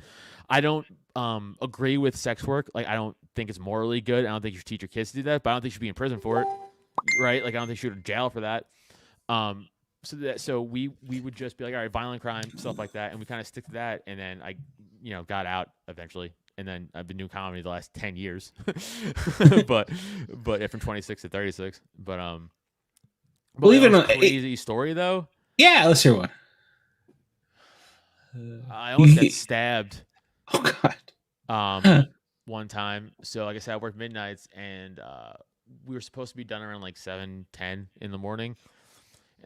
But the day tour guys were like a bunch of prima donnas. Like, they just never wanted to do their job. Oh yeah. And they were like, we need coffee and bagels. We're like, fucking kill yourself. You know, like, just get out of here. I'm like, I'm working all, I'm tired. And so Staten Island at the time only had 3 precincts. Now it has 4. And Staten Island is small, but it's still like a lot, like 25 geographical miles. It's still big. Like, only one part of it is like 25 geographical. One part, I think just my precinct was 25 geographical miles. Wow. Okay. Which is a lot. So like, we covered a lot of ground. You know, we were like the whole middle of the island. So you had like 3 precincts. You covered the top third, middle third, bottom third. Bottom third was the easiest. That was like all rich people, and like they didn't do anything. They would get one psychotic thing a year, where some guy's like, I kill my family and I'm fleeing the country, like that. They had, but outside of that, crickets. Right? Our precinct, we had really rich to really poor, so it was like a mixed bag. Some months were dead, some months were chaotic. North, all projects, and it was just poor people, and it was chaos 24/7, right? So that was like the grid of Staten Island, and I was in the middle one. I lived in the south. I lived in the bottom half. I worked in the middle half. And one morning, me and my partner Matt at the time, who was, I loved him, short, dumb Guido, just one of the, like, just solid muscle, but he's like 5'8", but just like, I could bench truck a rhino. I bench press a rhino. Wow. Like one of those bench truck, an idiot. Bench press a rhino. He's like one of those guys. Like, and I was MMA. I did MMA for a long time, so you had both of us in a car together. So anybody who wanted to like be a dick was in for a really rough time. I'll tell you, and that's the other thing too, is like, I was never violent to anybody ever, even people who were like giving me shit, ever, to anybody who didn't try, who actively hurt me. Because like, you see all these videos, like those guys who beat that guy to death in Memphis. Yeah, like that's terrible. Like, that's absolutely. Oh, you watching it, like, you guys are, that was a gang assault. Like, just beat that guy to death. Like, that's all that was. And like, I never ever, I mean, I got into it my share of fights, but there's always like some guy trying to punch me in the face. I'm like, well, I'm not gonna not get hit. Like, that's crazy. But we always, that was like the last, from us two anyway, that was the last thing we wanted to do. Again, we were like, no, this isn't what this is about, man. It's not about beating people up. It's about just trying to do the right thing. Yep. So we get a call again, should have been handled by the day tour. All the other cars went in already. We were the only last car out. And it was for a car accident, like a hit and run. This car hit like 3 parked cars, and the guy left. We left his car there. And we're like, dude, the paperwork. Go home. Yeah, and pay. I'm like, we have to take the guy's car now. Go, like, he's not here to claim it. And I'm like, I don't care, because here's the thing. If he was drunk, I don't care, because he didn't hurt anybody. And his insurance still has to pay out those cars. Like, you know what I'm saying? Like, everything will get taken care of regardless. And I'm like, I'm not looking to arrest this guy for drunk driving. I don't give a shit. Like, if he hurts someone, it's different because that's bad. You can't do that. You can't hurt people. But he didn't. It was just parked cars. And I was like, yo, start the paperwork. I'm gonna run the guy's plate. Let's see where he lives. Came back like 5 or 6 blocks from the accident. I was like, yo. Also, theoretically, he could have got a serious concussion and just wandered off and died. Like, you know what I'm saying? Absolutely like, true, yeah. So we also had to look to make sure he wasn't just dead somewhere, like laying on the guy's lawn at like 7 in the morning. So I'm like, yo, start the paperwork. I'm like, I'm gonna just drive to the house. I'm gonna tell the guy very honestly, oh, we're not gonna arrest you. Just come back and stand in front of your car so you can get towed and you can pick it up later when you're sober. Like, that's what I was gonna tell him. That's what I was gonna tell him. So I was gonna say the same thing. I'm like, listen, you're fucked. Your insurance is fucked. Like, you're paying out. This is irrelevant. So I don't have to take this further. We're good. I'm like, just stand in front of your car. That's all I need you to do. Yeah, I want to go home. So I go to the house. I see no blood trail. I'm like, all right, I think the guy just drunk and ran. I'm like, there's no way he answers. He's going to see a cop car and a guy in uniform. He's not going to answer this door. So I'm like, knock on the door. I'm knocking on the door. There's no answer. I'm like, yeah, this is a lost cause. I'm like, I should just go back and just wait. I'm going to get home at 10:30. Like, I know it. It goes on so long. So as I'm about to turn around, and the door opens up, and it's like this little elderly woman. And I'm like, hi. And I'm like, was it you? And she's like, my son's destroying my home. And I go, Oh no. what? Not even registering that sentence in my head. I'm like, what does that mean? I'm thinking she's just a senile old. I'm still thinking it was her who drove. And she just destroyed mentally now from this car accident.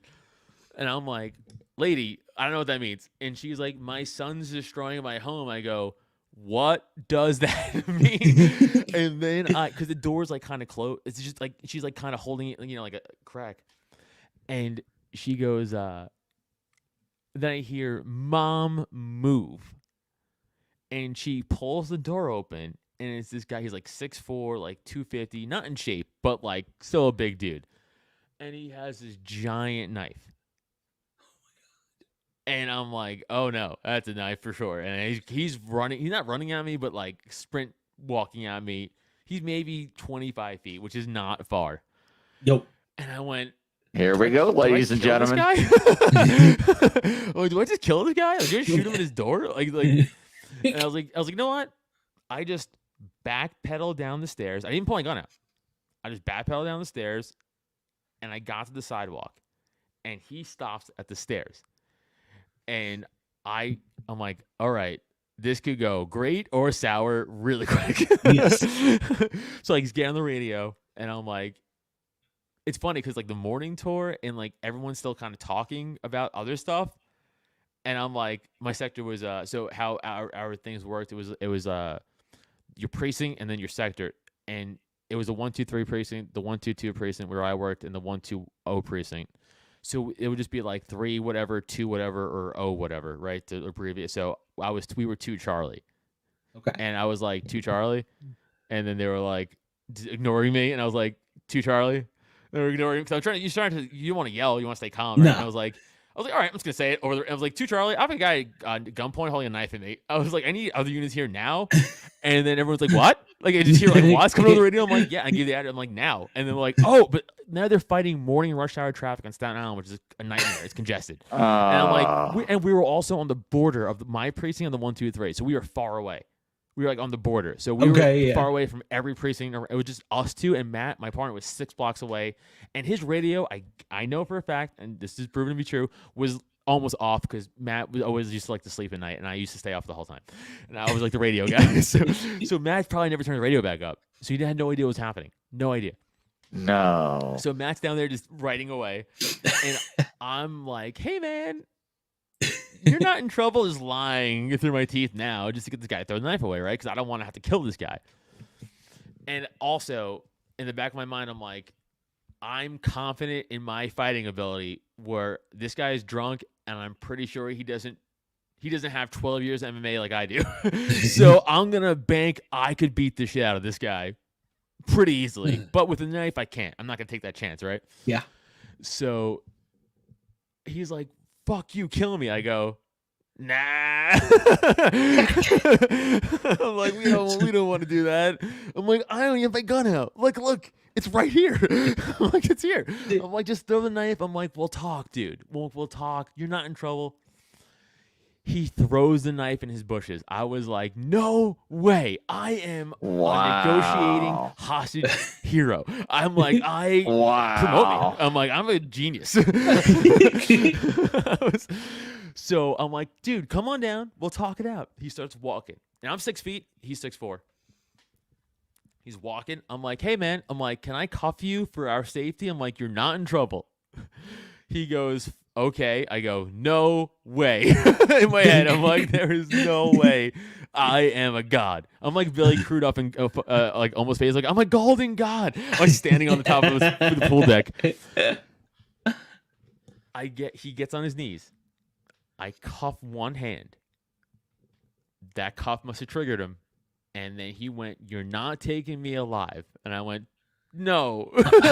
Oh, no way. He tried like swing, and I was like, this is just going to be bad for you because there's no way you know how to fight. And I just full mounted him, and I just unloaded on him. And I finally got him cuffed. And I sit him up, and I'm just out of breath. I'm covered in his blood. I cut myself on him. I set him up. I'm like huffing and puffing. My partner, Matt, gets out of some random guy's car and runs over to me. He's like, what the hell? And I'm like, what the hell? And he's like, this guy saw what happened and got me. He just happened to drive. I'm like, good now. I'm okay now. Very good now. Yeah, but that was I got shot at 3 times too. But like those aren't as fun as that story. Honestly. No. Being shot at is not fun. Been there, done that. No, it was like whatever. It was this story isn't as funny. Like because it was like so quick and I was like and nothing really came of it. It's like I shot through a door. Okay. But like it's Damn. Like, nothing happened. Were you wearing like, a vest or? Yeah, no, he missed. We were on the side of the door. He just shot through the door. Well, yeah, I didn't get shot. Wow, you must be. No, I never got shot. No, but that was all. Yeah, back then, and we had fun. The group of guys I rolled with, we try to again police how it should be policed and not bother people for bullshit. And we would have baton and shield fights by the beach. So there were two guys to a car, 3 cars. So we would park our cars in a circle, and we'd get the helmets and the shields and the long batons, and we'd have like gladiator fights in the middle of the cars. Ladies and gentlemen, you can tell they did not have cell phones like they did today. Oh back Lord, then. no. This is like So this is like Staten Island's obviously an island, and it's not like a beach how you think of. Like it's like a touristy beach. It's like it's a New York just shit water oil slick beach.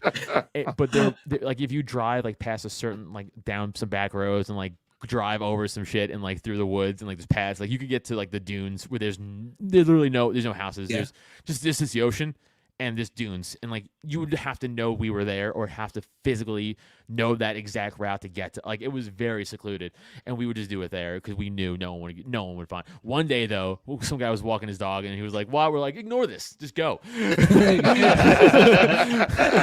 That was before the days of the AVL too. So yeah. Yeah, no, the guy just laughed. Like he was cool. He would just laugh his ass off, and we're like, we think I wasn't important because also remember Staten Island again, full of city workers, and there were so many like important cop bosses who lived in Staten Island who didn't work there, but they lived there and they worked in like Manhattan or whatever. Yeah, they were like inspectors, chiefs, all that. Many times we were just standing by some of the guys, and the guy's like, "Hey, what's up, guys? I'm Chief so and so from so and so. I live here." Like, "Oh, cool. I don't fucking know you," but like it could have been, and he could if that guy was, we would have been fucking suspended. Just like in the movies. Just fun times. Those were fun times. Not the job sucked. Those were fun times. Oh yeah, the job in public safety sucks. Period. Fire, EMS. I loved it. Don't get me wrong, but like fire's different though, because like you're not dealing with people's rights and law. Like it's just a different animal. Like you know what I'm saying? Like, yeah. I mean, yeah, similarities for sure, but like at the end of the day, people didn't hate firemen in New York, but they hated you automatically by saying. I agree. I'll tell you. Oh, the one thing that made me immediately regret not being a fireman, it was 4th of July, and I had the 4th of July detail on Staten Island on the beach on the boardwalk, and it was 100 degrees. I'm sweating.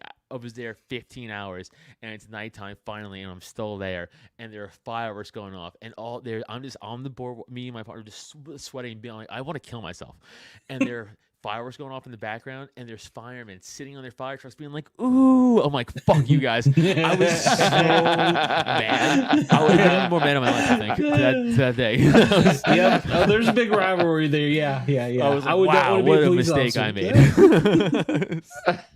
So many mistakes. But like, that was like, but I hated that job for all the reasons and again, all the liberty reasons I feel today, I just, like, they're the first ones to come for your guns if gun laws come. People don't realize that. Like, cops are your friends. They go, they're not. Trust me. Don't talk to the police. Don't. They are the first ones that will turn on you. Do not.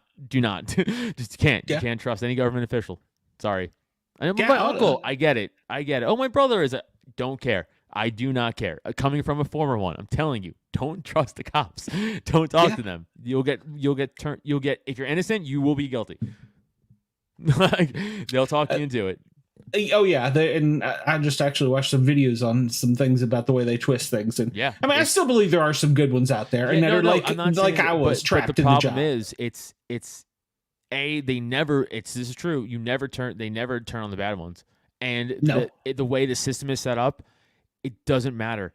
I was a good one, but I still wasn't. I still stop and frisk people. Like, you see what I'm saying? It doesn't matter. So, I was a good one. But was I? I still did mad illegal shit from the Constitution. If I was forced, again, was I forced to? No, but I was told to. Yeah. Well, so, I get it.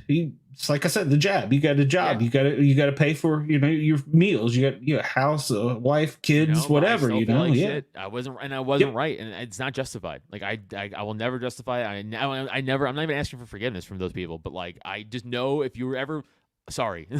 Like, really, I truly feel like shit every day. I think about it all the time. Well, you're making us laugh and have a good time, so that counts for something. Oh, absolutely. And laughter is the best medicine. So, but even as a paramedic, it still sucked. So, and right now, after they trained everybody with Obamacare to call 911 as your primary care provider, so that job was. You used to be in it to help people, and you still are. Don't get me wrong. I still enjoyed that part. But when you're on your 24th call at 2 a.m. and you still got another 8 hours to go, you're tired. And when you do that every third day, you get worn out. So it takes a toll on you. So it's a tough job. Not only that, why, ladies and gentlemen, do you go to the emergency room for a common cold? A runny nose. I still don't understand that. I got in trouble because I told the lady she could insert a suppository vaginally because she said she had the flu, she couldn't keep anything down, and she had been to the goddamn ER to get the suppository. Can I tell you an embarrassing? So I do have to go. So I will end on this story that is very embarrassing for me. So recently I went to the ER because I was having like a tightness right in the middle of my chest. And that's serious. That's serious. So I called my doctor and I was like, hey, I'm having like a thing. What should I do? He's like, go to the emergency room right now. I was like, oh, all right. So like I did. I just go to the emergency room. And they run literally 15 tests on me. They check me for everything. Like blood clots in my lungs. Dude x-rayed my chest. They went, nothing. And I was like, huh. They're like, yeah, nothing. I was like, interesting. So I go back to my regular doctor, take the results. I was like, yeah, man. I'm like, nothing. But I'm like, I still have like pain and stuff here. He's like, you smoke weed, right? I was like, yeah. He's like, you work out too? I was like, yeah. He's like, I think you pulled your chest muscles so bad you thought you were having like a heart attack. And I was like, oh, I'm just a pussy? He's like, kind of. And I was like, this is I'll take you $250 now. Yeah, like I really wasted everybody's time that day. But like, I wasn't panicking. Like, he made me panic, like by telling me to go there. Like, I was just asking, like thinking it was. But no, just I'm just weak. You're getting old. It happens. It happens. It was really cool. Then I took a happens. 2-month weed break, and all the pain went away. I was like, that was it. Wow. That was it. Unbelievable. Yep. I was just constantly from doing that. You had tennis elbow of the lung. Yep. And from working out, so just being sore. So both those things just combined, it was like, you think you're dying. I'm like, I didn't think I was dying, but you made me think I was dying. Yeah. And then you made me look like an asshole, being like, yo, you're just fine. I was like, you told me to go. Like, the hell? There's some weird gaslighting you're doing, Doc. Let me tell you. Yep. I'm glad you're okay. Yeah, well, fine. I had a blast with you here, and I appreciate you for coming. And you were our first celebrity, so definitely not. But thank you. Ladies and gentlemen, Adam Nutter. And how do they get a hold of you and your shows and stuff? Go follow me on Twitter because I was banned for 6 months, but I'm back. So go follow me. Wow. Go follow me at Twitter at Adam Nutter. It's on the screen for everybody watching. It's on Instagram too, TikTok, Adam Nutter Comedy. Go follow Cult of Us. That's the comedy podcast. YouTube.com/Cult of Us. Available on all platforms. If you guys care about politics and culture and all that stuff and society and libertarian stuff or whatever, that's the Porcupine podcast. It's also available all audio platforms. YouTube.com/Adam Nutter. I also post like stand-up stuff on there too, and on my social media and all that. I also post my show dates. Droptent.com for like merch and tickets. The next big show, I guess I'll promote March 4th. I'm doing the Libertarian Party Convention of Pennsylvania comedy show. So coming out to that, you could just go to the comedy show. You guys don't have to go to the convention. You could just come to the show. You can just get tickets to the show. So that's available on droptent.com and lppa.org. Then March 15th, I'm at Punchline in Philly. So coming out to that. And then March 24th and 25th, I'll be at Steamboat Springs, Colorado. 2 nights at Steamboat Springs. Yeah, Steamboat Springs, Colorado. What's Kyle's show? Shit, he's going to kill me. Fuck. Steamboat Springs, Colorado, 24th, 25th. And then April 7th, Delaware LP Convention. You get tickets to that too, so that'll be available soon. So I'm also available in more places locally throughout those months too. I'm just trying to nail the more important stuff I care about. So, but I'm available other places too. So come to me do comedy. I don't talk about politics. No politics in my comedy. I just do pure dick jokes and make fun of myself. Ladies and gentlemen, you sound like my wife now. So.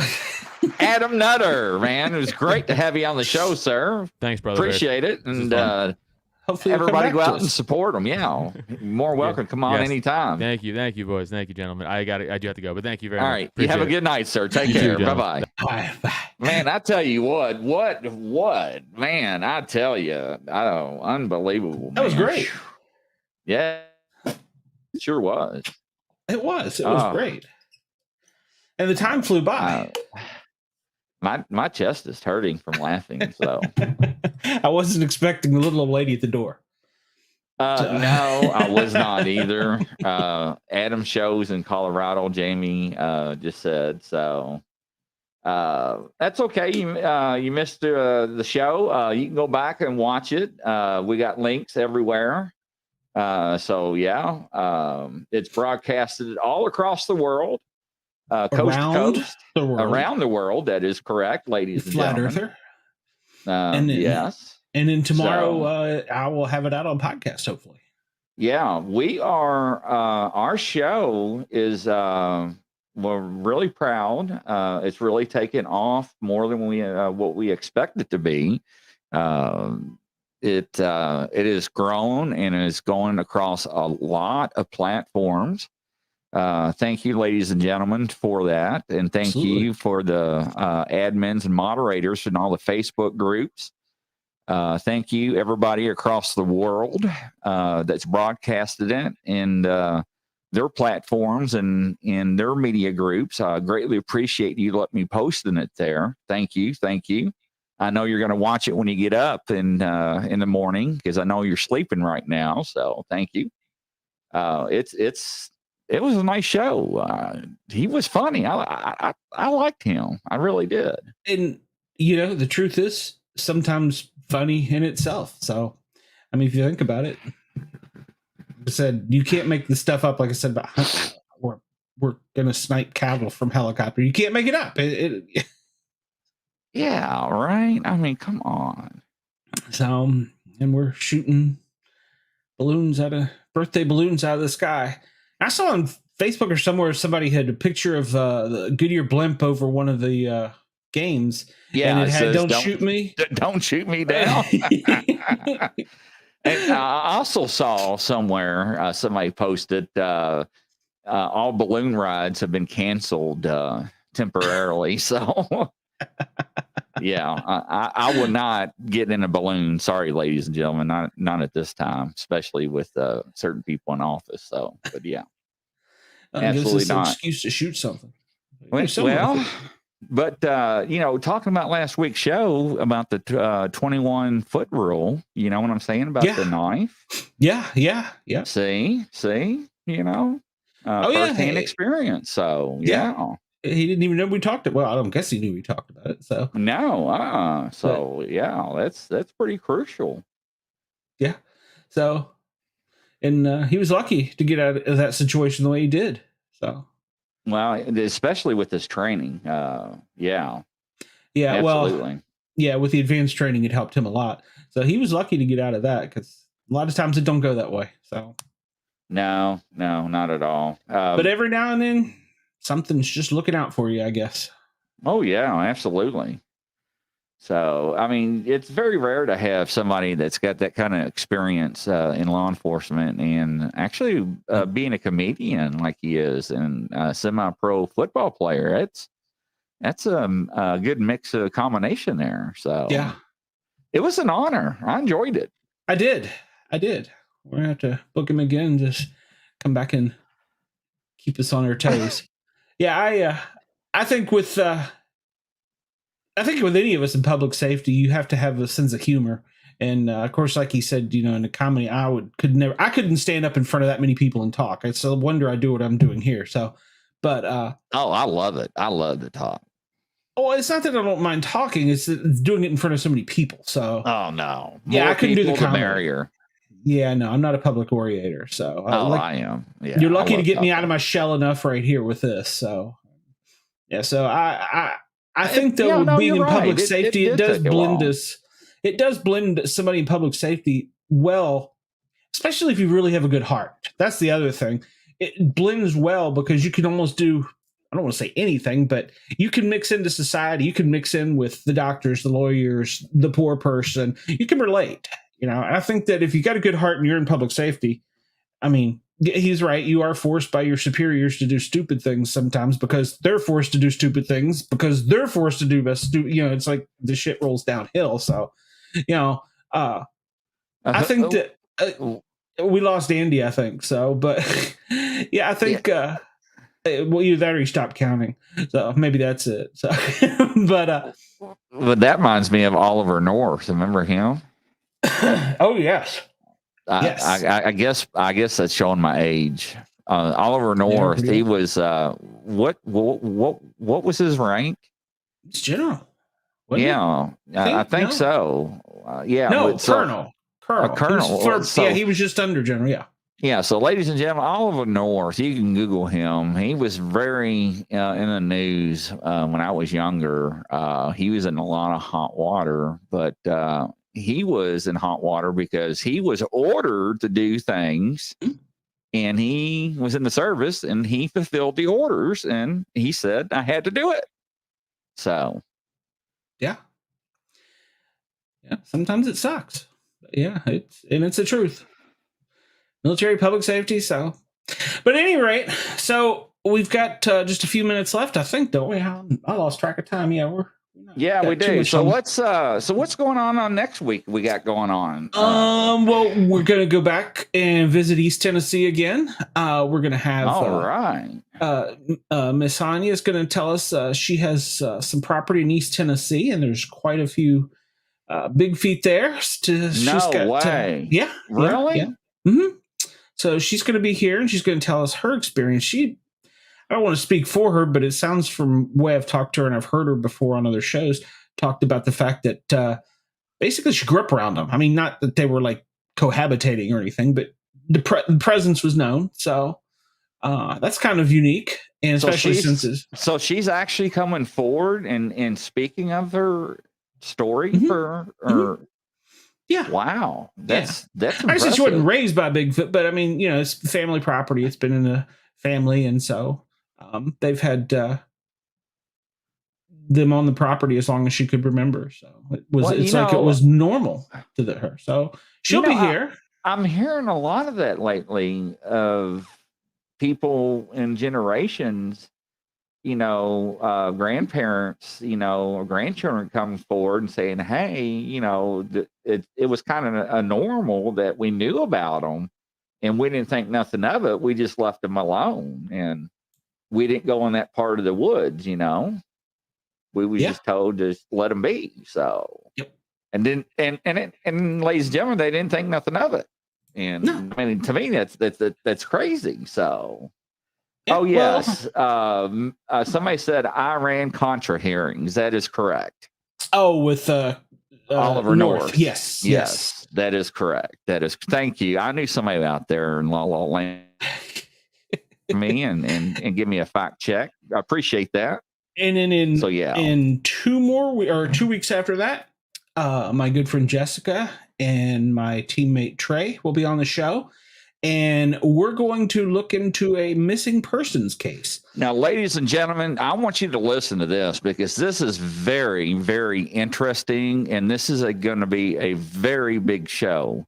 I want Sportcat to touch bases on this. This is something that's been in the works for some time.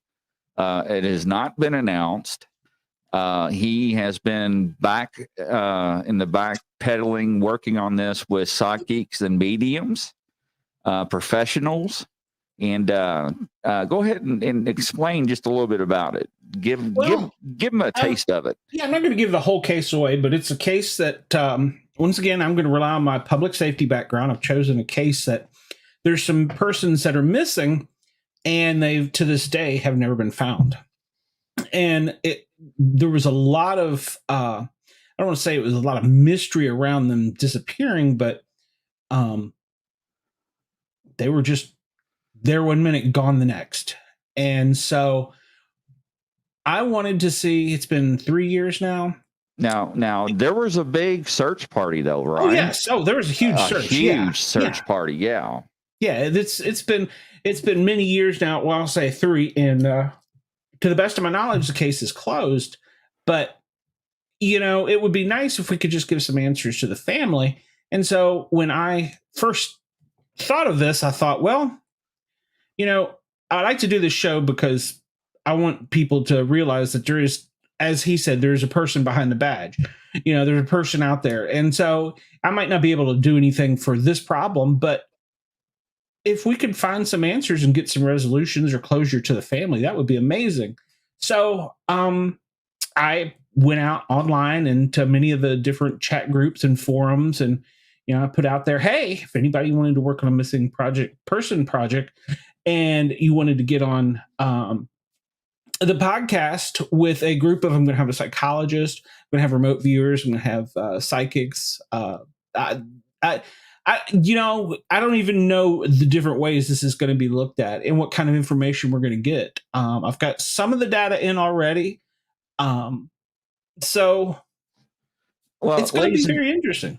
Ladies and gentlemen, we have a group of administrators and admins and a group of psychics and mediums that we can reach out to that are in our reach, that we can go to for stuff. And Glenn, or Sportcat, excuse me, was coming up with some show ideas. And if you all have any show ideas, make sure and email us or message us, paranormal guys, that's GUYZ @gmail.com. It's paranormal guys, GUYZ @gmail.com. We love to hear any ideas, but he wanted something different, and it's going to be real interesting because what he's getting back is like, wow. So where's this going to go? You know, that's the thing. So it's really interesting. I think it's going to be a really, really good show. It's going to be very formatted. It's going to be interesting. It's hard to talk about it without giving it away. Basically, I'm excited. Yeah. Hey guys, I'm new here. Hello, how you doing? Welcome to the Grizzly and Sportcat live show. We're here every Wednesday from 9 to 11. So welcome to the show. Welcome. Come Glad to have you. Make sure and subscribe and hang out with us. We love new people and love to chat. So absolutely. So yeah, I'm glad you're here. Welcome. But yeah, so what else you got cooking? Well, this week, I'm going to be left alone, unintended. There will be no adults in this house, so I will have. Oh no! Yeah. They're going to Vermont. They're going to go up there and enjoy some of the winter wonderland. So I'll be alone. There will be no adults, and they will be starting construction on my house. So that'll be. Well, you know what? Ladies and gentlemen, I'm at the end of moving, so I am happy. I'm glad you're here too. I'm really glad to have you here. We both are. Absolutely. Yeah. We love our listeners. And remember, if you want to tune this in and you're driving down the road, you can go to Google and download it as a podcast. We like to party. Absolutely, ladies and gentlemen. I love this song, man. Was 15, as to where behind the ears. 'Cause ever since then I've been hooked on the taste of beer. I think we're really cool, 'cause we're sitting by the pool with girls all around. I can't wait for the summertime. Neither can I, man. Except for all this yellow stuff. I don't know how bad it is in Kentucky, but Atlanta, it's miserable. Oh, it's terrible. Yeah, it started already, so. Have this cranked up by the pool. Lolita cigar? That's what I'm talking about.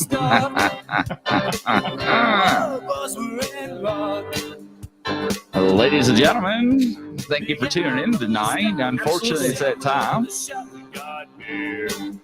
Got beer.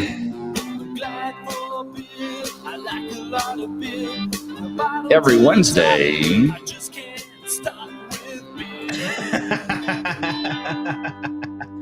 You read Andy stopped counting.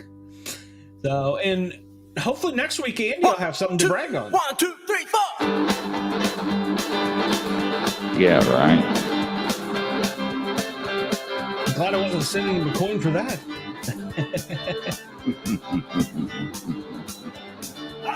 That would be one heck of a swear jar.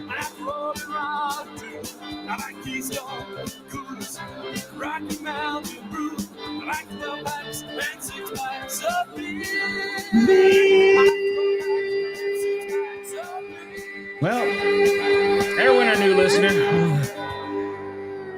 Ladies and gentlemen, thank you for tuning in. Unfortunately, we have to say goodnight. We'll see you next Wednesday at 9 p.m. Eastern time. Like I said, make sure and tune in. Subscribe. Send us some emails. Tell us what you want to watch, listen to. We're here. Find us on Facebook. You can find me at Sportcat on Twitter. You can find me everywhere. So. Yeah, man, we're plastered. Y'all have a good night, everybody, ladies and gentlemen, from coast to coast and around the world. We'll see you soon. Take care.